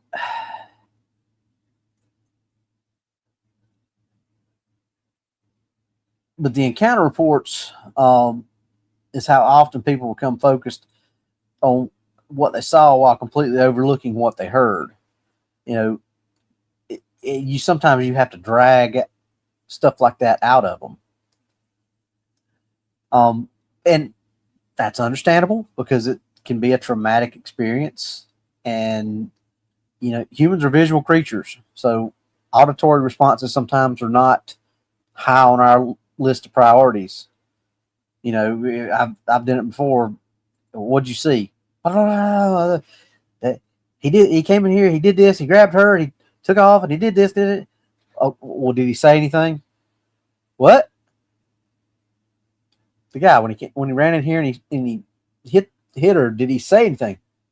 Well, he was wearing it, you know, and you know, you do some investigation, come to find out the guy walked in or ran in and said, and smacked her and said, I'm gonna kill every one of y'all or something. You know, it's just people, but sometimes people just don't key in on that because we're more visually, and I think that's a lot of reason pareidolia is so, I don't want to say rampant, but it's so prevalent. It's just because we are visual. When somebody has an unusual experience, the first thing that most people want to do is know what it looked like. How tall was it? Was it dark? Was it covered in hair? How far away was it? Those questions naturally dominate the conversation. We just brought some of those up not more than 5 minutes ago. What often gets overlooked is that many encounters begin with sound rather than sight. In some cases, witnesses never see anything at all. They hear something, then they spend the rest of their lives trying to figure out what made it. So we kept digging into these reports from Alaska, and one of those things that was noticed was witnesses frequently describe sounds that they couldn't identify. Sometimes they sound like vocalization. Sometimes they sounded mechanical. Sometimes they sounded like something striking wood or stone or another hard surface. So before anybody jumps to conclusions on unusual sounds occurring in the wilderness all the time, trees crack, rocks shift, animals make noises that most people never hear because they spend very little time in these remote areas. Anybody who spent enough nights in the woods knows that nature can produce some very strange sounds. That being said, there are certain descriptions that seem to appear repeatedly. One report that caught DA's attention involves the same experienced hunting guide that we discussed earlier. Prior to discovering unusual tracks, he described hearing a sharp sound that reminded him of two rocks being struck together. It was distinctive enough that it stayed with him for long after the experience ended. Now, by itself, that doesn't prove anything. The important thing is not the sound itself, it's the pattern. As DA continued to look into this and look through the reports from Alaska and other regions, he found similar descriptions appearing again and again. Sometimes witnesses describe wood knocks, sometimes they describe clacks, sometimes they describe pops. Terminology varied, but the general theme remained surprisingly consistent. That observation eventually led us to one of the discussions that we've had on previous episodes, the tongue pop theory. Yep. Now, before we go any further, I want to make it clear, tongue pop theory is exactly what the name suggests. It's a theory. It's not a proven fact, and it's not an established biological behavior. It's an attempt to explain a recurring category of witness observation. Basic idea is fairly simple. Many people assume that every unusual sound reported in the wilderness must involve knocking on trees, striking objects together, or some form of external sound production. The question we started asking was whether some of those reports might have had a biological origin instead. Could certain sounds be produced by the animal itself? Could witnesses be describing a vocal or oral behavior that they were interpreting as a knock, pop, or clack because they don't have a better frame of reference? That's an interesting question because it changes how we evaluate the reports. Instead of asking what object created the sound, we're asking whether the witness correctly identified the source. And that's a much more difficult question to answer. One of the things that we noticed over the years is that people tend to describe unfamiliar sounds using familiar language. If you've never heard something before, your brain immediately starts comparing it to things you already know. A witness might describe a sound as a knock because that's the closest comparison available. Another witness might call the sound a pop, and someone else might describe it as a clack. The terminology changes, but the underlying observation may be very similar.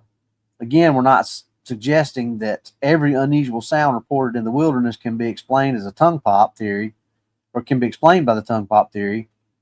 That would just be as irresponsible as dismissing every report outright. Well, I think the tongue pop theory does provide a very valid idea, because I can make multiple different sounds with that tongue pop, depending on how I position my mouth, how far I open it. And you've seen firsthand. I can do it loud enough it'll echo across the lake or down an entire valley, and that's just me. Imagine something 4 times my body mass. Yep. Oh, I agree too. But for purposes, we have to say that we're not. I 100% agree with you that I think that's. I'd say at least 75% of what is heard out there is probably that. Yeah. And that might be a conservative estimate.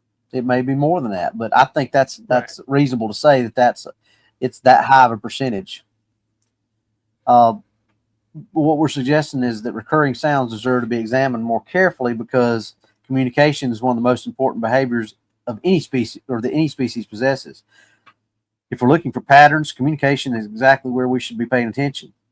The more we thought about it, the more we realize that sound may be actually tell us more than the sightings. A sighting may be misidentified, a track may be mismeasured, and a memory can fade over time. Behavior tends to be more consistent, though. And communication is behavior. That's one of the reasons this category of reports continues to hold our attention. Not because it answers questions, but because it creates better ones. I'm going to jump right into the next segment because we've got about 10 minutes before we've got to pause for commercial. The next segment is called the Vanishing Act, and this is another observed behavior. One of our observations that eventually led us to discussing adaptive camouflage wasn't a single sighting report. It was the fact that witnesses from different parts of the country often described a remarkably similar experience.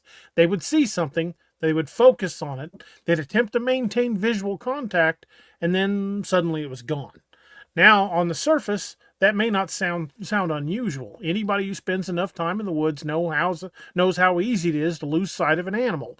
Deer do it all the time. Bear do it. Coyotes do it. A person can watch an animal walk behind a stand of trees and completely lose track of them. The wilderness is full of visual obstacles. But what caught our attention wasn't the witness lost sight of something. It was how often they described the experience. Many reports follow a similar pattern. Witness sees the subject clearly enough to identify movement, shape, posture, or direction of travel, like the Paul Freeman footage. They look away briefly, reposition themselves, or attempt to improve their vantage point, and when they look back, it's gone. Again, that's not necessarily unusual. The question becomes whether or not the witness should reasonably have expected to maintain visual contact. That's where things get interesting. One of the mistakes people make when discussing reports like these is assuming there are only 2 possibilities. Either the witness is telling the truth and saw exactly what they claim, or the witness is mistaken. The reality is usually a bit more complicated than that. A witness can be completely honest and still misinterpret what happened, like the guy that pointed the statue over on the south side of town. At the same time, a witness can accurately describe an event while reaching the wrong conclusion about what caused it, like the guy picking berries. He was convinced he saw a Bigfoot, but it was a black bear. Those distinctions do matter. And as I continued looking at the reports from Alaska and other regions, I became increasingly interested in the role that terrain plays in these observations. Dense vegetation, broken topography, shadows, elevation changes, lighting conditions, and natural cover all create opportunities for something to just disappear from view much quicker than most people realize. But that's just one possible explanation. Another possibility is behavior. If an animal spends its entire life avoiding detection, we would expect it to be exceptionally good at using the terrain, the vegetation, shadows, and movement to remain concealed. In fact, we'd expect that behavior regardless of what species we're talking about. The better an animal becomes at avoiding observation, the fewer opportunities people have to observe it. That's not controversial, that's just biology. What eventually led us to discussing adaptive camouflage was the realization that many witnesses seemed to be describing the same outcome, even when the circumstances changed. Something visible became difficult to see. Something obvious became difficult to relocate. Something appeared exposed suddenly, then seemed to blend in the environment. Now, when people hear the phrase adaptive camouflage, they usually jump straight to science fiction. They start talking about invisibility, cloaking devices, or creatures disappearing into the thin air. But that's never been what we've been talking about. What we're discussing is the possibility that some animals may possess physical characteristics that make visual detection far more difficult than observers realize. Much like the Paul Freeman footage. He's filming a large dark-colored Sasquatch. It moves in front of a tree, stops, stands still, and just disappears. And as he gets closer, it starts moving again, and bang, there it is. Scotty didn't beam it up. It didn't pop into another dimension temporarily. It just blended in perfectly with its environment. And when it started moving, there it was again. One of the theories we've discussed involves transparent or translucent hair shafts. And if such characteristics exist, which we've shown pictures, Doug Hychek from Monster Quest has shown pictures of clear hair shaft. Investigators from Florida to Alaska have found clear hair shafts. But it could potentially affect how light interacts with the animal's outline under certain conditions. It's a hypothesis. It's not proof. It isn't established science. It's an attempt to explain a reoccurring observation, and I think it makes the most logical sense. The important thing is not the explanation itself, though. The important thing is the pattern that led us to ask that question. Why do so many witnesses describe the same general experience? And that's where I think the real value lies. Whether adaptive camouflage ultimately proves correct, proves partially correct, or proves completely wrong, the reports themselves still exist. The witnesses are still describing something the challenge is determining what that something might be. As investigators, I think it's our responsibility to examine the behavior before we become attached to an explanation. The behavior is observable. The explanation is a theory. Those are not the same things. But again, the clear hair shaft, the blending ability, that's a working theory. We don't present that as being everything. We don't say this explains it, but from a scientific standpoint, it makes the most sense. Polar bears have clear air shafts. Part of the undercoat of wolves have certain clear hair shafts. A lot of animals have clear hair shafts interspersed in their coats. Even deer do to an extent. But here's the thing. What does that clear hair shaft really do? And we've discussed this before. The military is using clear fiber optic strands in their latest generation of ghillie suits. Why? Because that clear shaft absorbs and redirects the color of light around it. It's not invisibility. It's simply if they're laying in something green, it appears green. If they're laying in something desert tan, it appears tan. That's what those clear hair shafts do. And to me, that is a real-world explanation on why something like in the Paul Freeman footage, it walks over, stops in front of a tree, and seems to just vanish from sight. Robbie, anything you want to add to that? I think you pretty well covered it. I mean, we've talked extensively about adaptive camouflage, and I just think it's something that I think it's finally starting to catch on because we've had this discussion. We think there's a few larger shows than us out there that are all of a sudden starting to show Like the same. the Teddy Roosevelt theory, the clear hair Yeah. shaft, the tongue pops. Yeah. Yeah, we've got a lot of theories that we kind of pioneered. Yeah. That are suddenly becoming mainstream on some of these bigger channels. Yeah. But we're going to have to take another short break here, but stick with us because when we come back, we're going to start bringing these pieces together. We've talked about disappearances, encounter reports, observation behavior, unusual sounds, visual concealment, and even movement corridors. And we're going to get back into that too. In the last hour, we're going to look at where these data sets overlap and what, if anything, we can reasonably conclude from the information we've examined tonight. You're listening to the Nightmare Hunters podcast, and we will be right back after these messages from our sponsors.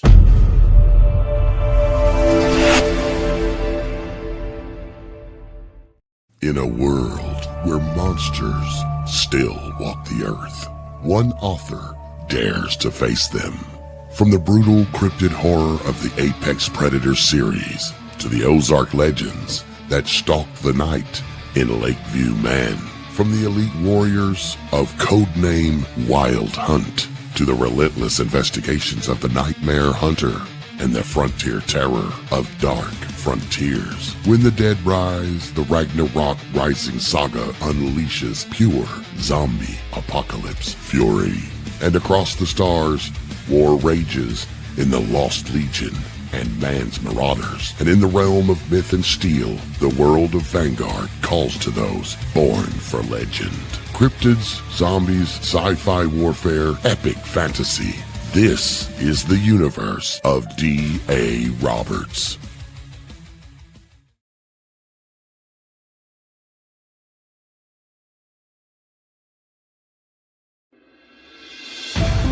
The new book, How to Research a Haunted House by paranormal investigator Margie Kay and professional researcher Violet Wisdom, is now available from Unex Media. This one-of-a-kind book explains how to do research on a house with uncommon methods and resources used by historic home researchers, and how to determine who may be doing the haunting and why. How to Research a Haunted House can be used by homeowners, renters, investors, and it should be in the library of all professional paranormal investigators. Get this unique book at unexmedia.com or amazon.com. That's unexmedia.com or amazon.com.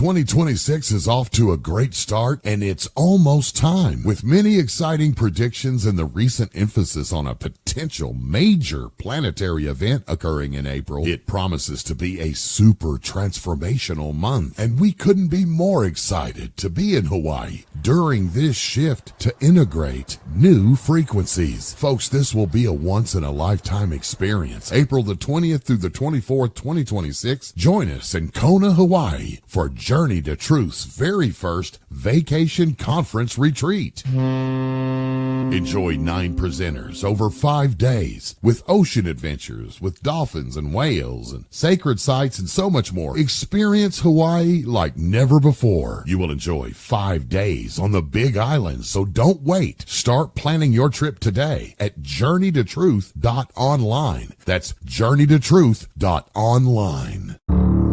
The paranormal field is changing, and now, more than ever, it's time for professionals to lead the way. Join the Oz Professional Paranormal Investigators Association, a global network of serious investigators dedicated to raising the standard of real paranormal research. Access professional certifications, advanced training, and courses exploring true investigation, psychic phenomena. If you're a real paranormal investigator, be a part of the group defining the future. Join today. Visit ozinstitute.org. That's ozinstitute.org. Hey everybody, this is Kerry Pocket Dot Davis from Dark Angel Medical, and you are listening to DA Ex Machina with DA Roberts. You may recognize me or some of my products from Dark Angel Medical in some of the Apex Predator, Lakeview Man, and Wild Hunt books, and you can get those products at www.darkangelmedical.com, along with training classes on how to use those products and save a life. Shoot us an email at info@darkangelmedical.com and be the difference.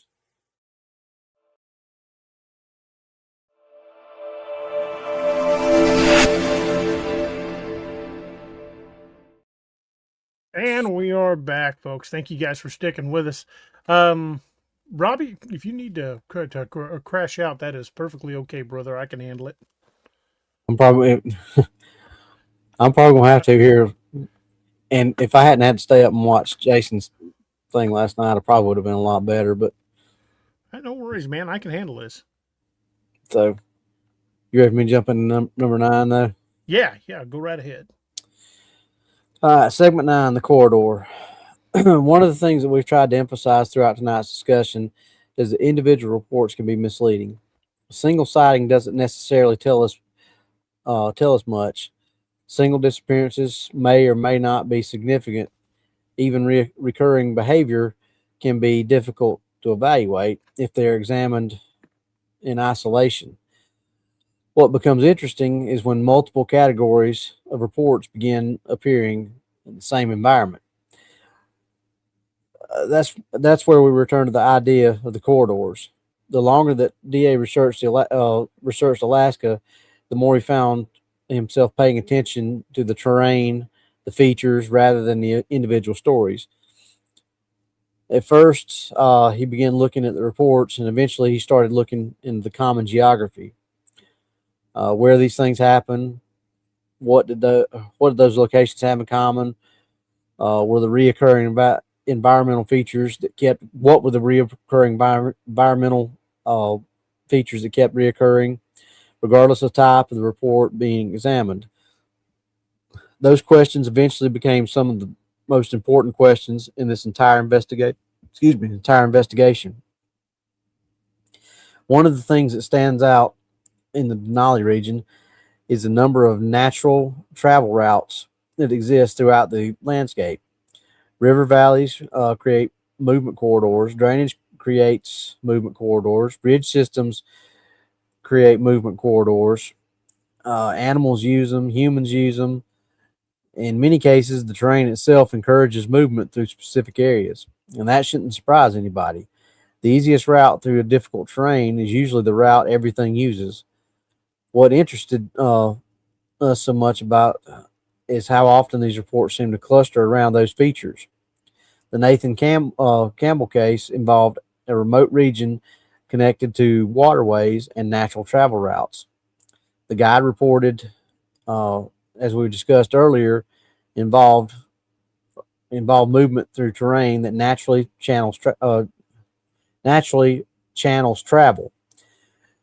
Many encounter reports occurred near waterways, valleys, transition zones, and areas where movement becomes predictable. Again, that's not evidence of anything extraordinary. It's evidence that geography matters. One of the reasons that DA became increasingly interested in this behavioral analysis is because behavior often follows terrain. Animals move through landscapes in predictable ways. Human beings do the same thing. If we want to understand why reports appear where they do, we need to understand how movement occurs within those environments. This is where I think a lot of discussions go wrong. People become so focused on what they think they're looking for that they stop paying attention to what they're to where they're looking. And I think I said something about that earlier, is asking this question, then asking the next question, and instead of circling back to what you've got. Terrain location matters, and terrain matters. Access matters. Visibility matters. Travel routes matter. If you remove all those theories and simply look at the geography, patterns begin to emerge. Now, whether those patterns ultimately support the zone theory is a separate question. The purpose of the theory isn't to force the data into a predetermined shape. The purpose is to identify areas that deserve closer examination. If future evidence disproves part of the theory, then the theory should change. That's how investigations work. The evidence comes first, the theory follows, not the other way around. So as DA continued to examine the reports from Alaska, he found himself becoming less interested in individual events and more interested in recurring locations. And that's where I think some of the most productive research may eventually happen. DA feels the same way. Because if multiple categories of these reports continue appearing along the same corridor, the obvious question becomes, why? That's a question worth asking, regardless of where the answer ultimately leads us. Well, those travel corridors actually lend a lot of credence to the zone theory. Yeah, they do. Well, I mean, they're actually part of it if you think about it. Right, they really are. So why do animals and humans tend to use those routes through difficult terrain? That's the easy question. Path of least resistance. Absolutely. That's why game trails exist. Exactly. So how do waterways influence the movement patterns? Water's one of the most important things to life. I mean, if you follow the water, you're going to find everything you need. That, and for thousands of years, waterways have been our highways Yeah, I mean, well, for cars. if you find the water, you're going to find the prey. You follow the prey, you're going to find the predators. Because the prey follows the water, predators follow the prey, and they both need the water. I mean, that's why you don't camp next to a body of water. Yep. But the geography basically creates those corridors. I mean, those paths follow ridge lines. They follow natural depressions. They follow places where they're like natural ravines and saddles, because those are the easiest places to navigate. If you're trying to cross over a mountain, you're not going to go over the peak of the mountain when there's a valley or a gap that's much easier to cross. Yeah. Or even saddles are easier to navigate Absolutely. around at times than crossing completely over. And animals are just like us. They're going to find the easiest path to take it. Why do you think that terrain analysis is so often overlooked by cryptid researchers? Because I just don't think they think it matters. I think they focus on, like I said earlier, they focus on the certain things that they've always focused on. What color was it? Like you said that you used to do earlier. How big was it? What color was it? How did it move? Things like that. They don't focus on, well, where were you at? What kind of terrain were you in? Were you in a valley? Were you on a peak? Were you near water? Because it just, and I hate to be this way, but I think some people get so focused on the fact that, and by some people I mean some of these researchers, the focus on the fact that it's not an animal, that they think that stuff like that just doesn't matter. Yeah. But I think this shows that it actually follows the patterns that other animals do as well. Yeah. Well, let's say, for example, the pattern behavior. Let's say you're chasing a suspect, okay, and you lose sight of the guy. So you ask a guy, "Where did he go?" And he points which way, and he said, "But he dipped over by that dumpster and then ran on down the alley." That is a behavior, and that behavior changes how you're going to investigate that, because he probably dumped a gun, he probably dumped drugs or something he didn't want you to catch him with, and that little tidbit might have just solved the case. But it's the same thing with cryptids. It's those little behaviors, those little details that can change the entire thing. I had one guy swore up and down that Bigfoot was trying to kill him. And I'm like, oh, awesome. Yeah, I'm going to take this report. I said, okay, well, what did he do? I said, did he attack you? Did he try to get in your house or anything? He said, no. He stuck his head out behind a tree and was staring at me. I'm like, okay, well, what did he do after that? He goes, well, once he realized I saw him, he turned and walked away. I'm like, I don't think he was trying to kill you, buddy.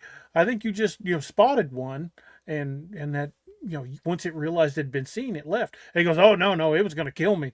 So I could not convince the guy that I don't really think he was in any danger, but it was still a solid sighting because the description of the creature that he gave, how high up it was. He even had pictures of tracks, but that changes the whole outcome of the story because he's assuming a behavior when there was none present.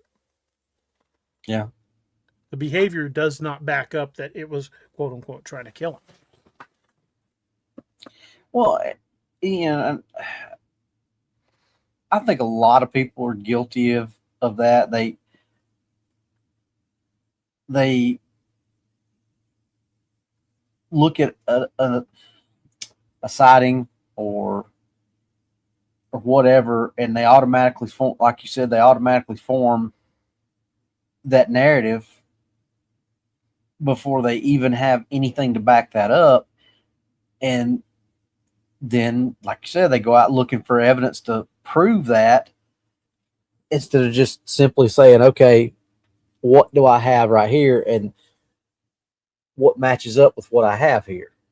Right. But they're so eager to have, this. It's no different than if an officer, and I've told these young guys that I've trained at times, I'm like, don't when you see a car, don't make that the bad guy and then try to find the crime to go along with it just because you see somebody that doesn't look right to you. You find the violation first, then you go from there. I mean, you have to have it's like, and we've talked about it so many times, you can't go from point A to point Z. You have to go all points in between. So you can't arrive a day and say, oh, I want point Z to be where I'm at, so I'm just going to go ahead and go there and miss everything in between, because that could change what the outcome is by the time you get to point Z. Right. I'm going to go ahead and jump into the next segment because this is a pretty important segment. This is about the missing people. And as we're moving into the final hour here, I wanted to circle back to the disappearances because that's really where this investigation started. Throughout tonight's discussion, we've looked at missing person cases, encounter reports, observation behavior, unusual sounds, visual concealment, and movement corridors. On the surface, those subjects may seem unrelated, but in fact, most people would probably place them into completely separate categories. What interested me was what happens when you stop looking at the individual reports and start looking at the environment where those reports occur. One of the reasons Denali continued appearing in our research wasn't because of any single disappearance. It was because of the same terrain features seemed to appear repeatedly regardless of which category report we happen to be studying. And that's important because once you focus on geography, a different picture starts to emerge. The question shifts from what happened to why does it keep happening here?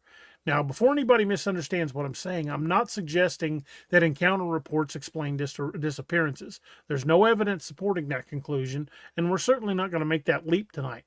What I'm suggesting is that both data sets appear to occupy the same environment. That's a very different statement. The Nathan Campbell case helped illustrate that point because it forced us to confront the realities of wilderness investigations. Large distances, difficult terrain, limited visibility, natural travel routes, environmental conditions that can complicate even the most determined search effort. Those same factors appear repeatedly in encounter reports. That doesn't establish a connection, it establishes overlap. The distinction matters because too many investigators become focused on the explanation before they fully understand the environment. And one of the questions I found myself asking while researching this episode was whether we've spent too much time focusing on events and not enough time focusing on the locations.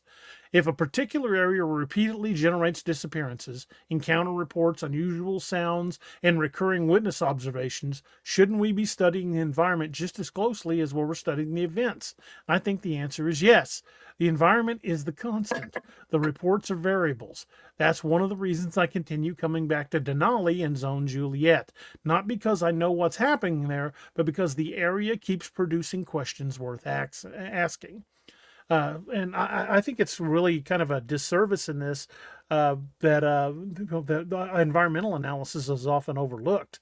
For example, Mike from Abnormal Investigations, he started recording what phase of the moon encounters were taken in, which I thought was a good point.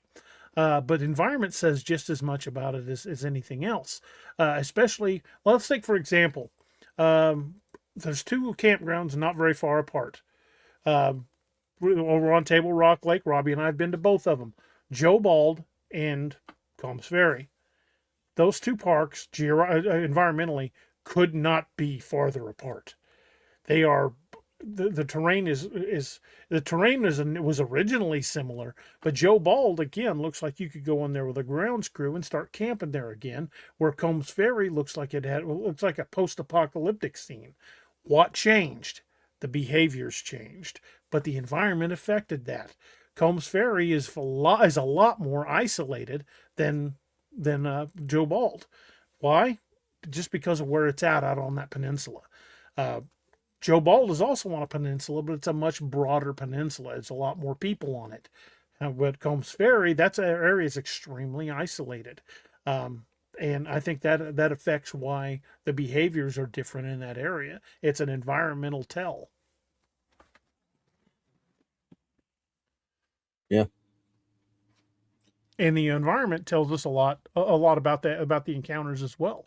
I mean, looking at the environmental areas, you're going to have a lot more overlap when it comes to these type of encounters if all the criteria are met for what it needs. It's got to have food, it's got to have water, it's got to have shelter. All of that's got to be met. So you're far more likely to find a Bigfoot someplace out by, like, say, Combs Ferry or over in Drury-Mincy than you would in downtown Branson, simply because the same things aren't there for it. I'm not saying you wouldn't by chance see one in downtown Branson in the middle of the night. It might walk through a neighborhood. I'm not saying that's not possible. But what I'm saying is certain environments lend themselves much more closely to having these kind of encounters. So, Robbie, you want to tell us about the overlap? Oh, was that not the one we just did? We did. No. We just did the missing. And Okay. now we're talking about the overlap. There was just overlap in the. Okay. Sorry. Yeah, we talked briefly about the overlap with the missing. Sorry. See, That's brain's all right. not working right. All right. One exercise that's often useful during investigation is removing the conclusion entirely and looking at what's left. Let's take Bigfoot completely out of the conversation for a moment, and let's remove every theory, let's remove every assumption, and let's remove every personal belief. What remains? Well, we still have the disappearance, we still have witness reports, and we still have unusual sounds. We still have recurring observations involving concealment, movement, and terrain. We still have geographic clustering. That's important because it means the pattern exists regardless of what explanation somebody personally prefers.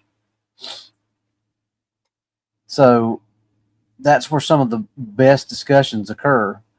Too often people become locked in defending a conclusion, and once that happens, every piece of the information becomes either supporting evidence or opposing evidence. The investigation turns into an argument instead of a search for understanding. We've never found that's particularly useful. I mean, that's all you're doing is one side defending against the other side, then nothing's being accomplished.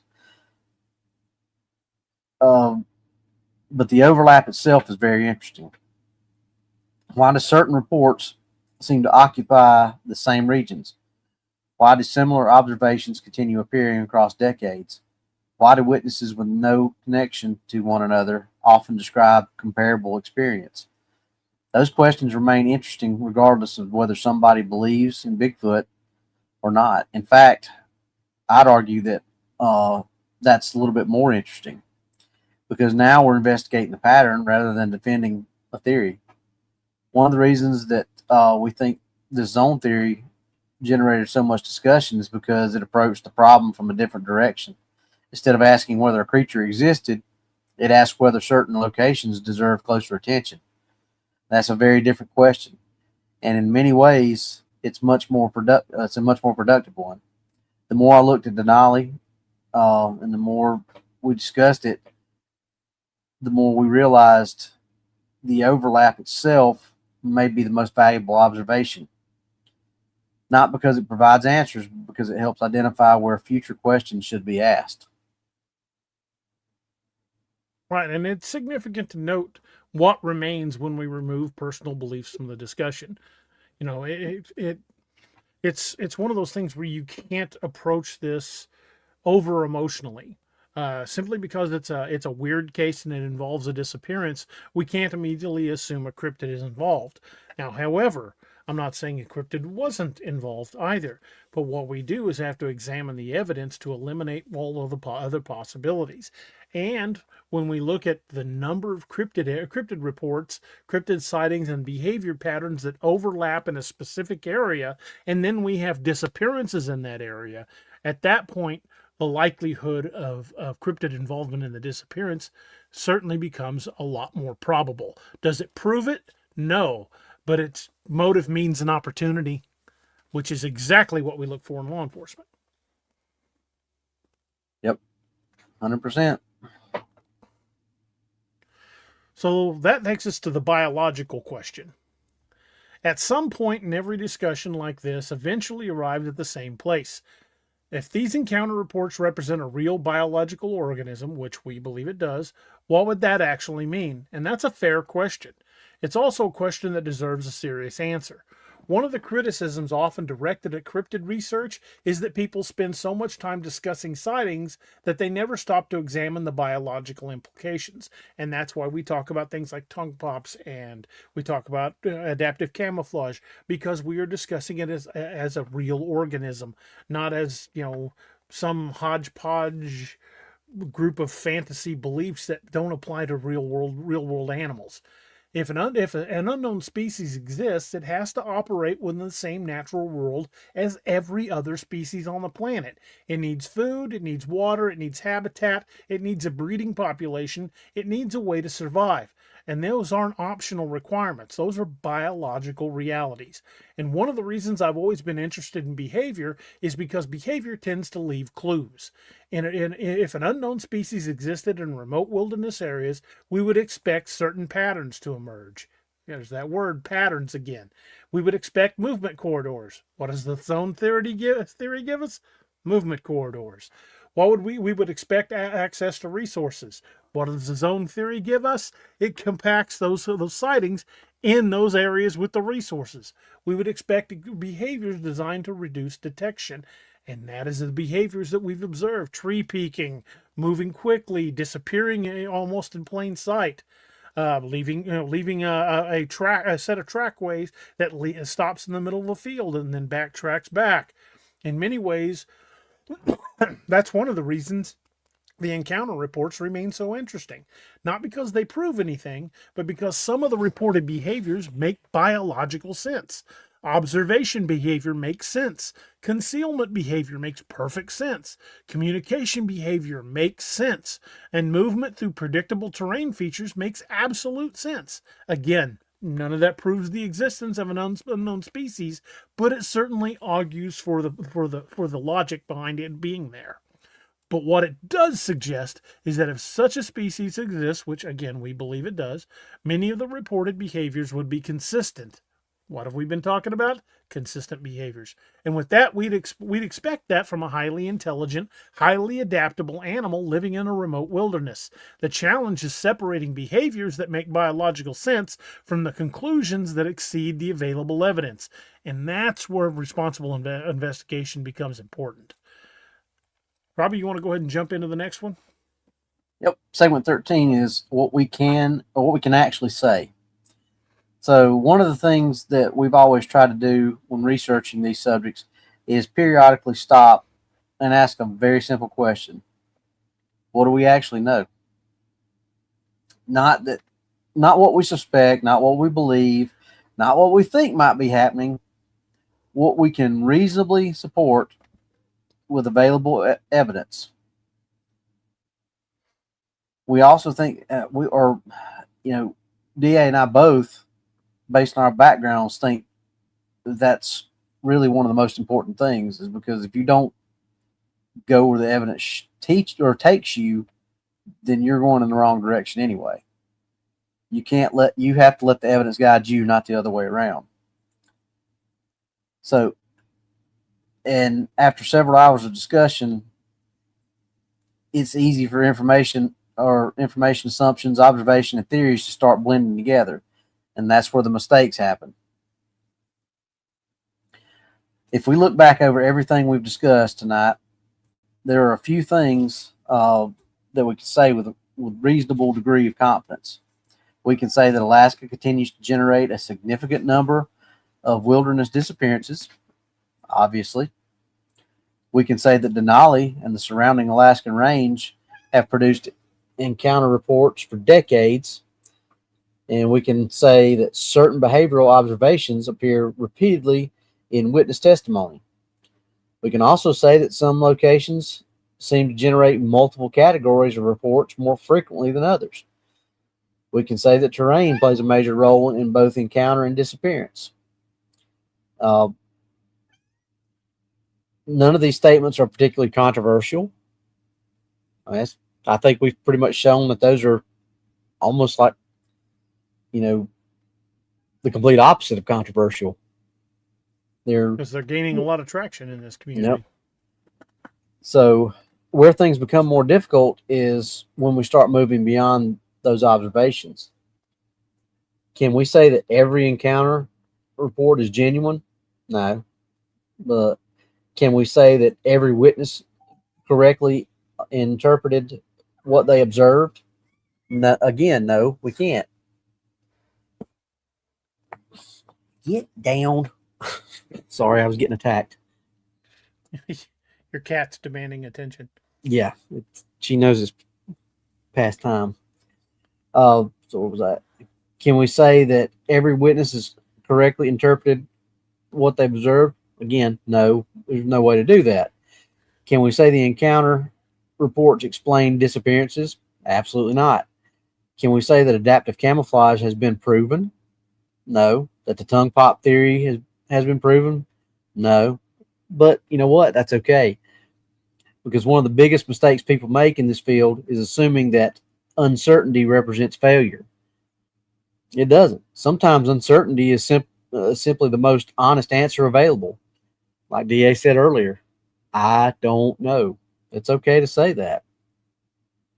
In fact, that's what we've argued, that acknowledging uncertainty is one of the most important responsibilities as an investigator.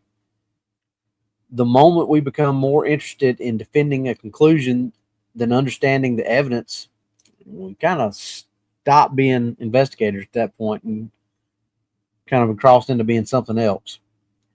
And that's why we keep coming back to the same idea. The purpose of tonight's discussion wasn't to solve Denali. The purpose was to identify patterns that deserve further study. Some of those patterns may eventually lead somewhere significant.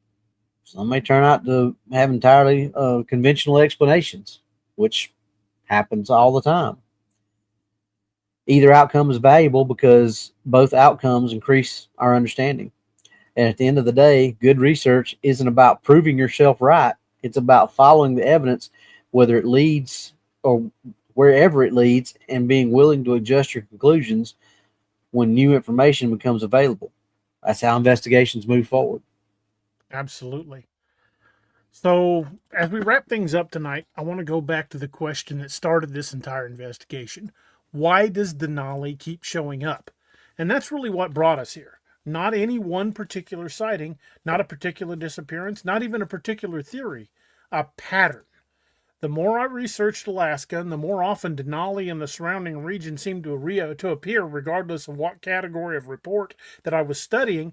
Sometimes it was a missing person case. Sometimes it was an encounter report. Sometimes it was a historical account that had largely been forgotten. Eventually, I reached a point where I felt the area deserved a much closer look.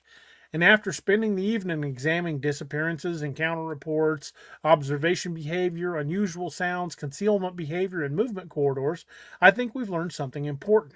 Not about what's happening, but about where we should be looking. One of the reasons we first created the zone theory Why we think it's so useful is because it encourages us to pay attention to locations rather than becoming overly focused on individual stories. Stories do matter. Witnesses matter. The evidence matters. But sometimes the most valuable clues emerge when we step back and examine the larger picture. And the larger picture tonight suggests that Denali occupies a unique position within Zone Juliet. Whether that ultimately reflects geography, environmental conditions, human behavior, wildlife behavior, some combination of those factors, or something we haven't even identified yet, remains an open question. And honestly, I think that's where the most interesting investigations begin. Not with answers, but with questions. And if there's one thing I hope listeners take away from tonight's episode, it's that a good investigation rarely moves in a straight line. Sometimes progress comes from identifying a pattern, sometimes it comes from challenging a theory, and sometimes it comes from realizing that we've been asking the wrong question the whole time. As researchers, our responsibility isn't to force the evidence to a conclusion. Our responsibility is to follow the evidence and see where it leads us. That's what we've tried to do tonight. Now, whether we're discussing disappearances, encounter reports, adaptive camouflage, tongue pop theory, or zone theory itself, the goal remains the same. Ask questions, examine evidence, and remain open to new information. And never become so attached to an explanation that you stop investigating. Because the moment that happens, the discovery ends. So, Robbie, what do you think was the most compelling part of tonight's investigation? The most compelling.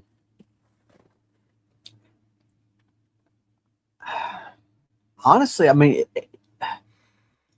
I think it has to be all of it because, I mean, if you start taking one thing over the other, I think that kind of leads you down that slippery slope of losing sight of the bigger picture. And that's just my opinion in it. I don't think there's one factor that outweighs the other. I don't, I think, like you said, behavior, terrain, location. I think all that stuff is just as important in and of itself and combined. I don't think you can take one away from the other because, like we said, if you have an encounter that only has, one of the terrain features, and that kind of weakens the overall strength of the sighting. We've talked about that. Well, it had, it was here, but it didn't have this, so it's not as good a sighting as this other one. So I just think that when you put all those together, it makes it a more solid case. And I know you can't have sightings with every single one of those in it, but the more of them that you have, I think makes it a better overall sighting. Yeah, I agree. And going forward from here, at least for us, how much do you think zone theory is going to affect how we approach investigations? Oh, I mean, I think it already had. I think, that's something because ever since we've had that show, you, Doc, and I know Steve hadn't been on since we've had that show, but you, Doc, and I, it seems like every time that we bring up a new sighting, one or all of us will say, "Hey, is that what zone is that in? Is that in this, or is that in the overlap zone? Is that I've noticed that we do that a lot now." So, and it makes perfect sense. I mean, we're using terrain to not only classify these behaviors, but to actually help us predict them. Yep. So, folks, how about you guys in the chat? What stood out for you guys, and what do you guys think of the conclusions we've reached? I would really like you guys' input on this. I'd like to see if you guys think we're just full of hot air, if you agree with some of the conclusions, if you agree with any of the conclusions, or you agree with all of the conclusions. I'd like to hear what you guys think and see how you feel about this evidence-based approach to not only behavior, into the sightings and the disappearances, but factoring in the zone theory to help not only explain but predict future encounters.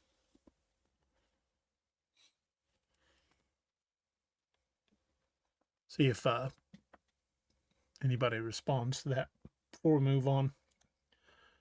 Just guy says tongue pop theory's got to be more credible than just a theory. Didn't you have a Class B encounter when you? Yes, I did. Well, the reason I even learned to tongue pop is growing up on the farm out north of Lebanon. I used to mimic animal sounds. I would do like bird chirps, and I'd mimic the dogs, and I'd mimic the cows. I just any animal I heard, I tried to repeat the sound, and I got pretty good at it. But in the evenings, I would always hear this popping sound coming from the back of our property. There was a big stand of trees at the back of our field, and I would hear this popping sound like almost every evening. And I tried like whacking two sticks together, and that wasn't it. I tried hitting a tree with a baseball bat, and that wasn't it. I just tried lots of things. I even tried like that, like the pop thing, and that wasn't it. And then I started trying to pop my tongue, like by pulling it off the roof of my mouth. And it's kind of difficult to explain how it works, but you basically put your tongue against the roof of your mouth, just behind your teeth, and kind of pull it backwards using an inhale as for pressure. And you can make different sounds with it. I can echo it across a lake. I can it be heard way down a valley. There's different tones you can make, and that one sounds a lot like wood on wood. And to me, the tongue pop theory, I think, is just it makes the most sense, and that's how we got the footprints outside our cabin in Gatlinburg was me popping my tongue. Thank you, Don. Challenge says the terrain in the area mixed with the evidence differently affects. Yeah, absolutely. Lone Queen says the field of study is multifaceted or layered, and each contributes. I totally agree. Yep. That's why we're always looking for we don't lock ourselves into any one conclusion. And if at some point that we find something that suggests tongue popping is not a factor, then we will move on to other theories. But if our theory of Bigfoot being largely subterranean is true, the tongue popping theory applies right into teaching itself to echolocate, which we've talked about on numerous shows.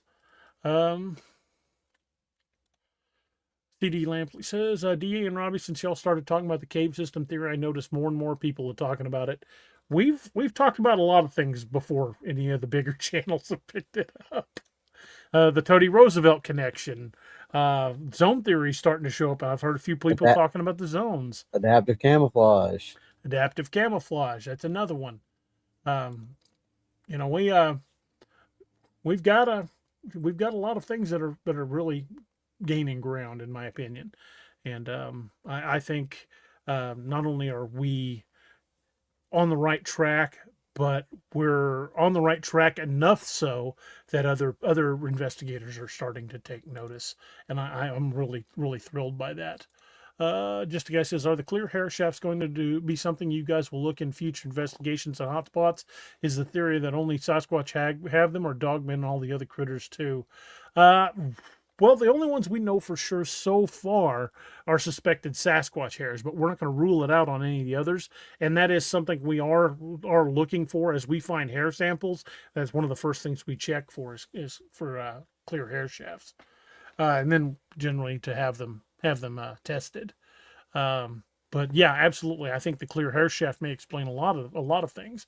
But again, they show clear hair shafts. Not necessarily every hair on the creature is clear, but enough of them to help it blend. It appears in a lot of different animals, and it's if it's a factor in some animals, why couldn't it appear in a cryptid? And to me, that just makes the most sense. But folks, I think that's going to do it for us tonight. I know Robbie needs to get to bed. He's been up early and hadn't had a whole lot of sleep. But as always, we appreciate each and every one of you guys spending part of your evening with us. Whether you're joining us live, listening to us on iHeartRadio, or catching the podcast version, we're watching a replay even later in the week. We're grateful that you're here. And if you've enjoyed tonight's content, be sure to hit that like button, subscribe to the channel, and if you haven't already, share the show with somebody who enjoys cryptids and monsters and folklore and missing persons investigations and anything unexplained. Those simple actions help more than most people realize and allow us to help to continue growing the Nightmare Hunters community. We'd also like to thank our channel members, Patreon supporters, and anyone who helps support the show. Your support allows us to continue researching these topics, traveling when the opportunities arise, and bringing these investigations to you every week. Tonight, we looked at Denali through a slightly different lens. Instead of focusing on a single sighting or a single disappearance, we tried to step back and examine the bigger picture. So whether you agree with our conclusions or disagree with them entirely, I hope the discussion at least gave you something to think about, because that's always been the goal. We're not here to tell you what to believe. We're here to ask questions, follow the evidence, and explore ideas that deserve a closer look. So before we go, we'd love to hear your thoughts. What stood out to you tonight? Which observations do you think deserve additional investigation? Are the patterns we discussed meaningful, or are we looking at coincidences that only appear to be connected from a distance? Let us know in the comments, and you can leave comments on the show afterwards, and I'll be reading all of those. So until next time, y'all stay safe, keep asking the right questions, and never stop looking beyond the surface. And we'll see you on the next episode of the Nightmare Hunters podcast. And don't forget to check out our affiliates, the good folks at Dark Angel Medical. Use discount code Cryptid20 for 20% off your order. Check out everybody over at darkangelmedical.com. Check out everybody at Scallywag Tactical, best blades in the business.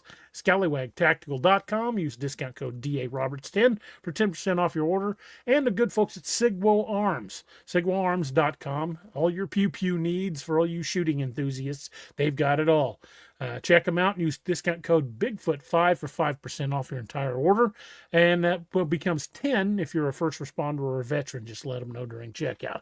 So check those folks out. They've got everything from ammo to whisper pickles and anything in between.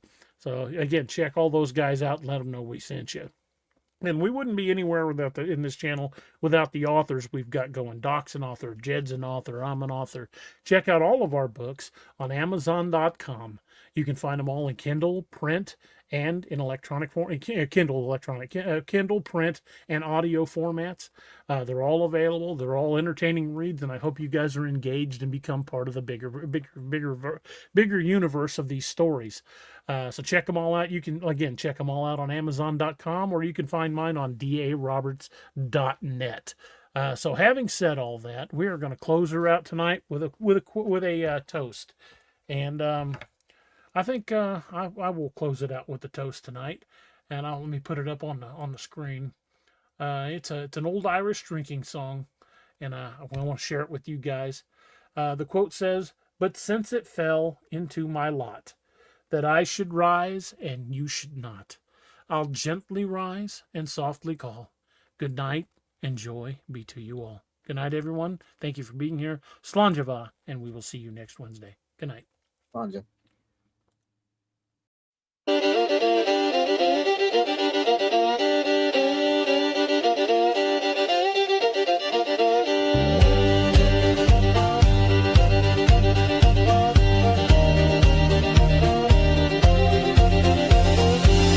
Plains, the winds are howling, saloon doors swinging, shadows growling. Three lawmen stand tough as rawhide. Yeah, Doc DA, nothing can abide. Whiskey shots and poker faces, staring down the darkest spaces in this town where legends roam. These boys bring justice, sending evil home. Cryptid lawmen, wild and free, hunting monsters for all to see. With silver bullets and grit of steel, they fight the darkness, make the demons squeal. From dusty canyons to moonlit plains, justice rides with wind and rains. Cryptid lawmen, a fearsome sight, standing tall against the endless night.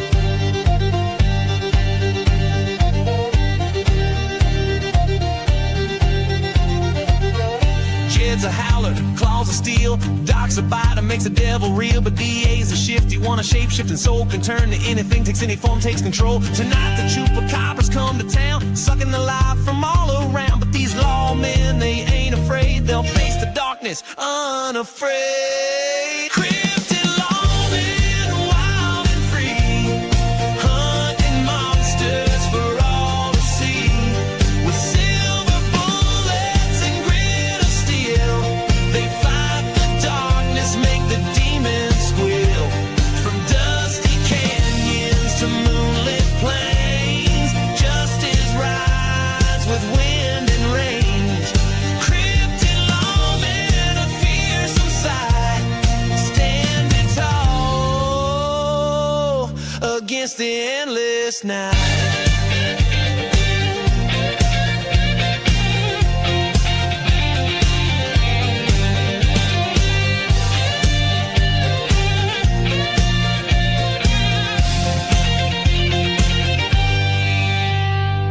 Full moon rises, bat wings flap, the air grows cold, a chill and trap. But these lawmen, they're ready to fight underneath the pale moonlight. Jed and Doc transform with a howl. DA shifts, becomes a night owl.